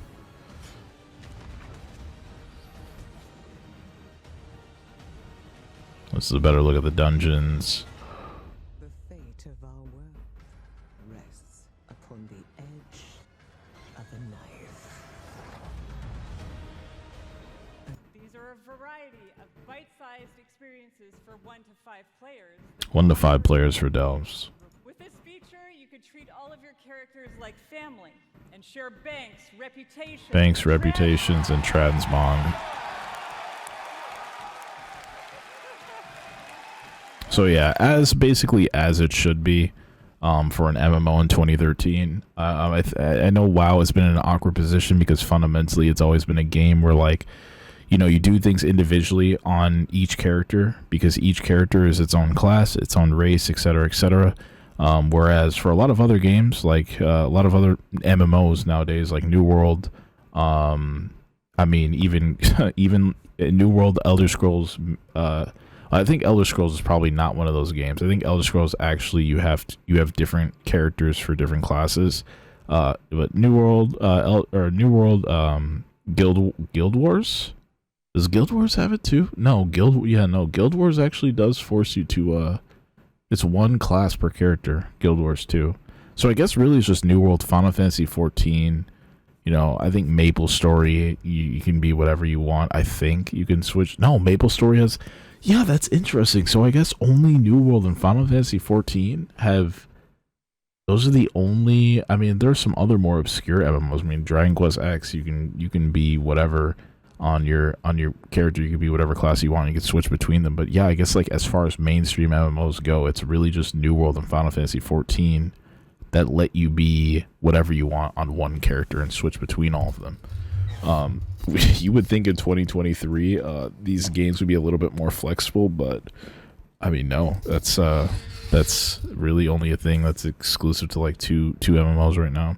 But either way, it's really nice to see, like, you know, a lot of more cross progression going on. So it just takes out so much unnecessary grinding that you would need to do, and yeah, it's a huge deal, huge game changer in my opinion. But yeah, I mean, that's pretty much all I really wanted to dive into in terms of WoW at BlizzCon. It definitely had the biggest showing. Like I said, I don't want to get too much into the nitty gritty, into the deep, or not the deep dive, but into the what's next stuff, because a lot of that stuff is just if you're not like a more core player, it's gonna go over your head. It's just, you know, a lot of stuff that's quality of life, a lot of stuff that players have been asking for a long time pertaining to PvE and PvE progression. You know, just the devs promising better progression, promising to streamline things way more, organized systems, and just try and deal with all the bloat that's currently in the game, try and deal with all the unnecessary grind that's currently in the game, try to make the game feel a little bit less like a full-time job and more something that people can, you know, pick up and play and not fall too behind with if they need to play if they want to play other games, or if they have other responsibilities, you know. So it's kind of the direction that they're really trying to take this going forward. They really want as many people on board as possible as we enter into this final, I guess you could say at this point, this final trilogy of the current incarnation of World of Warcraft. Now, whether or not that means WoW 2 is next, or, you know, we're just going to go through a sort of world reset and there won't be a WoW 2, but there will sort of just be a world reset of, or like a world, I forget what they were calling it, like a world redo, or like whatever, you know what I mean. Whether or not they're going to do that, or a whole new game altogether, we don't know yet, but obviously this is building towards some major changes, so they want as many people on board to experience, you know, the final couple story, the final saga with the with, I guess, final story arcs in that saga that will wrap everything up. So it's gonna be really interesting next couple of years for World of Warcraft. I was pretty much sworn at this point. Like I really was only interested in playing Classic Plus had it been announced. That was really the only thing that I cared about, and this miraculously has got me interested in even trying retail WoW again. I think I'm gonna start playing. My current plan right now is, you know, my current plan right now is to do as much DQX grinding to next week as I can. You know, with the Dragon Quest marathon going on, I want to do as much story progress on DQX as I can. And, you know, I'm planning on hopping into retail WoW. I want to try and get to max level. It doesn't take that long. I know that. Try and get to max level before WoW Classic Season of Mastery comes out. Then I'll focus on getting the 25 in Season of Mastery. Or, sorry, not Season of Mastery, Season of Discovery. And then I'll probably switch back to retail. And that's probably what I'm going to do, is kind of balance between the two. You know, try my best. There's a lot of MMOs that I want to play. But, you know, I think WoW, and for the most part, it's really just WoW and Final Fantasy 14 that I really care about. So I don't know how I'm going to balance it. I don't know. We're going to have to do some major kneading and no-lifing, but I really I don't want to miss out. I don't want to miss out. The FOMO is real with me, so I definitely don't want to miss out. But anyway, that's going to do it for pretty much all the BlizzCon coverage. You know, there's a lot of other stuff. It's a huge freaking show. I think for next year's or whatever, you know, I'm going to have to do like a podcast episode that's just strictly BlizzCon, nothing else, just strictly BlizzCon. That's what this should have been, but because we're already in 3-hour episode. This is insane. This is absolutely wild for an episode 1, for a first episode back. Definitely gonna have to timestamp all this. I don't even know how I'm gonna do it. Thank God most things are separated by breaks. That'll be an easy way for me to do it. But yeah, if you're listening to this, like, it's probably not gonna be timestamped as it goes up. I'm gonna have to do it like later because this is so long. But yeah, that's pretty much the show. That's it. That's pretty much the show. I can't believe it. We got through all of episode 1. Oh, my bad. We got through all of episode 1 3 hours later. Absolutely insane. So it's about time to wrap this up. Closing thoughts. So next week's episode is probably going to be a little bit earlier, or it's going to be very late. I'm assuming next week's episode I'm probably going to end up recording Saturday night as well, just because, you know, we have that marathon going on Thursday and Friday. So probably Friday evening I could finish up drafting up my talking points, drafting up the notes for what I want to do, focus on and whatnot for the episode, and then Saturday night we'll be recording. So it's probably going to be a Sunday release for the podcast once again. And then the week after that, we'll be back to Thursdays or Fridays. So shouldn't be that big of a gap between now and the next episode. Like, definitely we need to make sure we're getting these out pretty much on a weekly basis. Like I said, I don't want to miss any weeks from now until the end of the year.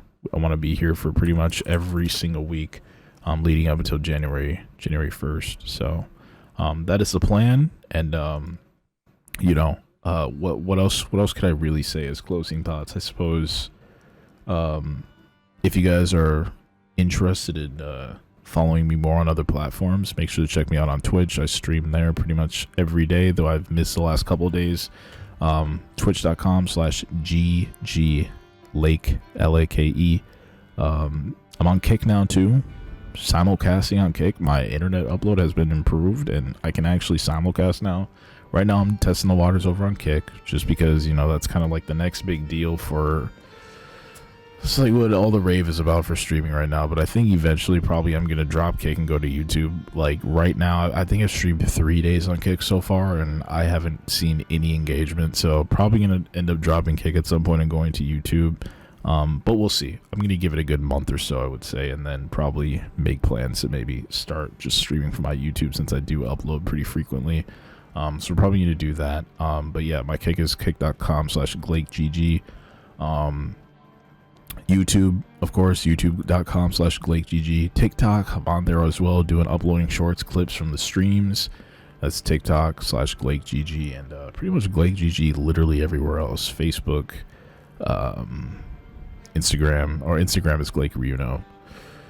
I don't know, I hate talking about socials. I hate plugging. I really do. It's just so weird. Everything will be down in the description below. How about that? Make sure you join the Discord server. If you got any news points or talking points you want me to touch on in the next episode, make sure you let me know in the Discord server. Would love to hear your thoughts. And yeah, that's gonna do it for this episode, our giant BlizzCon wrap up sort of episode, and a bunch of other stuff that I didn't think I was gonna be talking about today, but man, this has been massive. News, FGC, Black Friday, Core Reacts, BlizzCon, all that. Thank you for sticking around. Thank you for riding it out with me, and that's gonna do it for this one. I'll catch you guys next week. Y'all enjoy the rest of your weekend. I'll see you guys next week, and stay safe, stay healthy. Thank you for your energy. I'll catch you guys soon.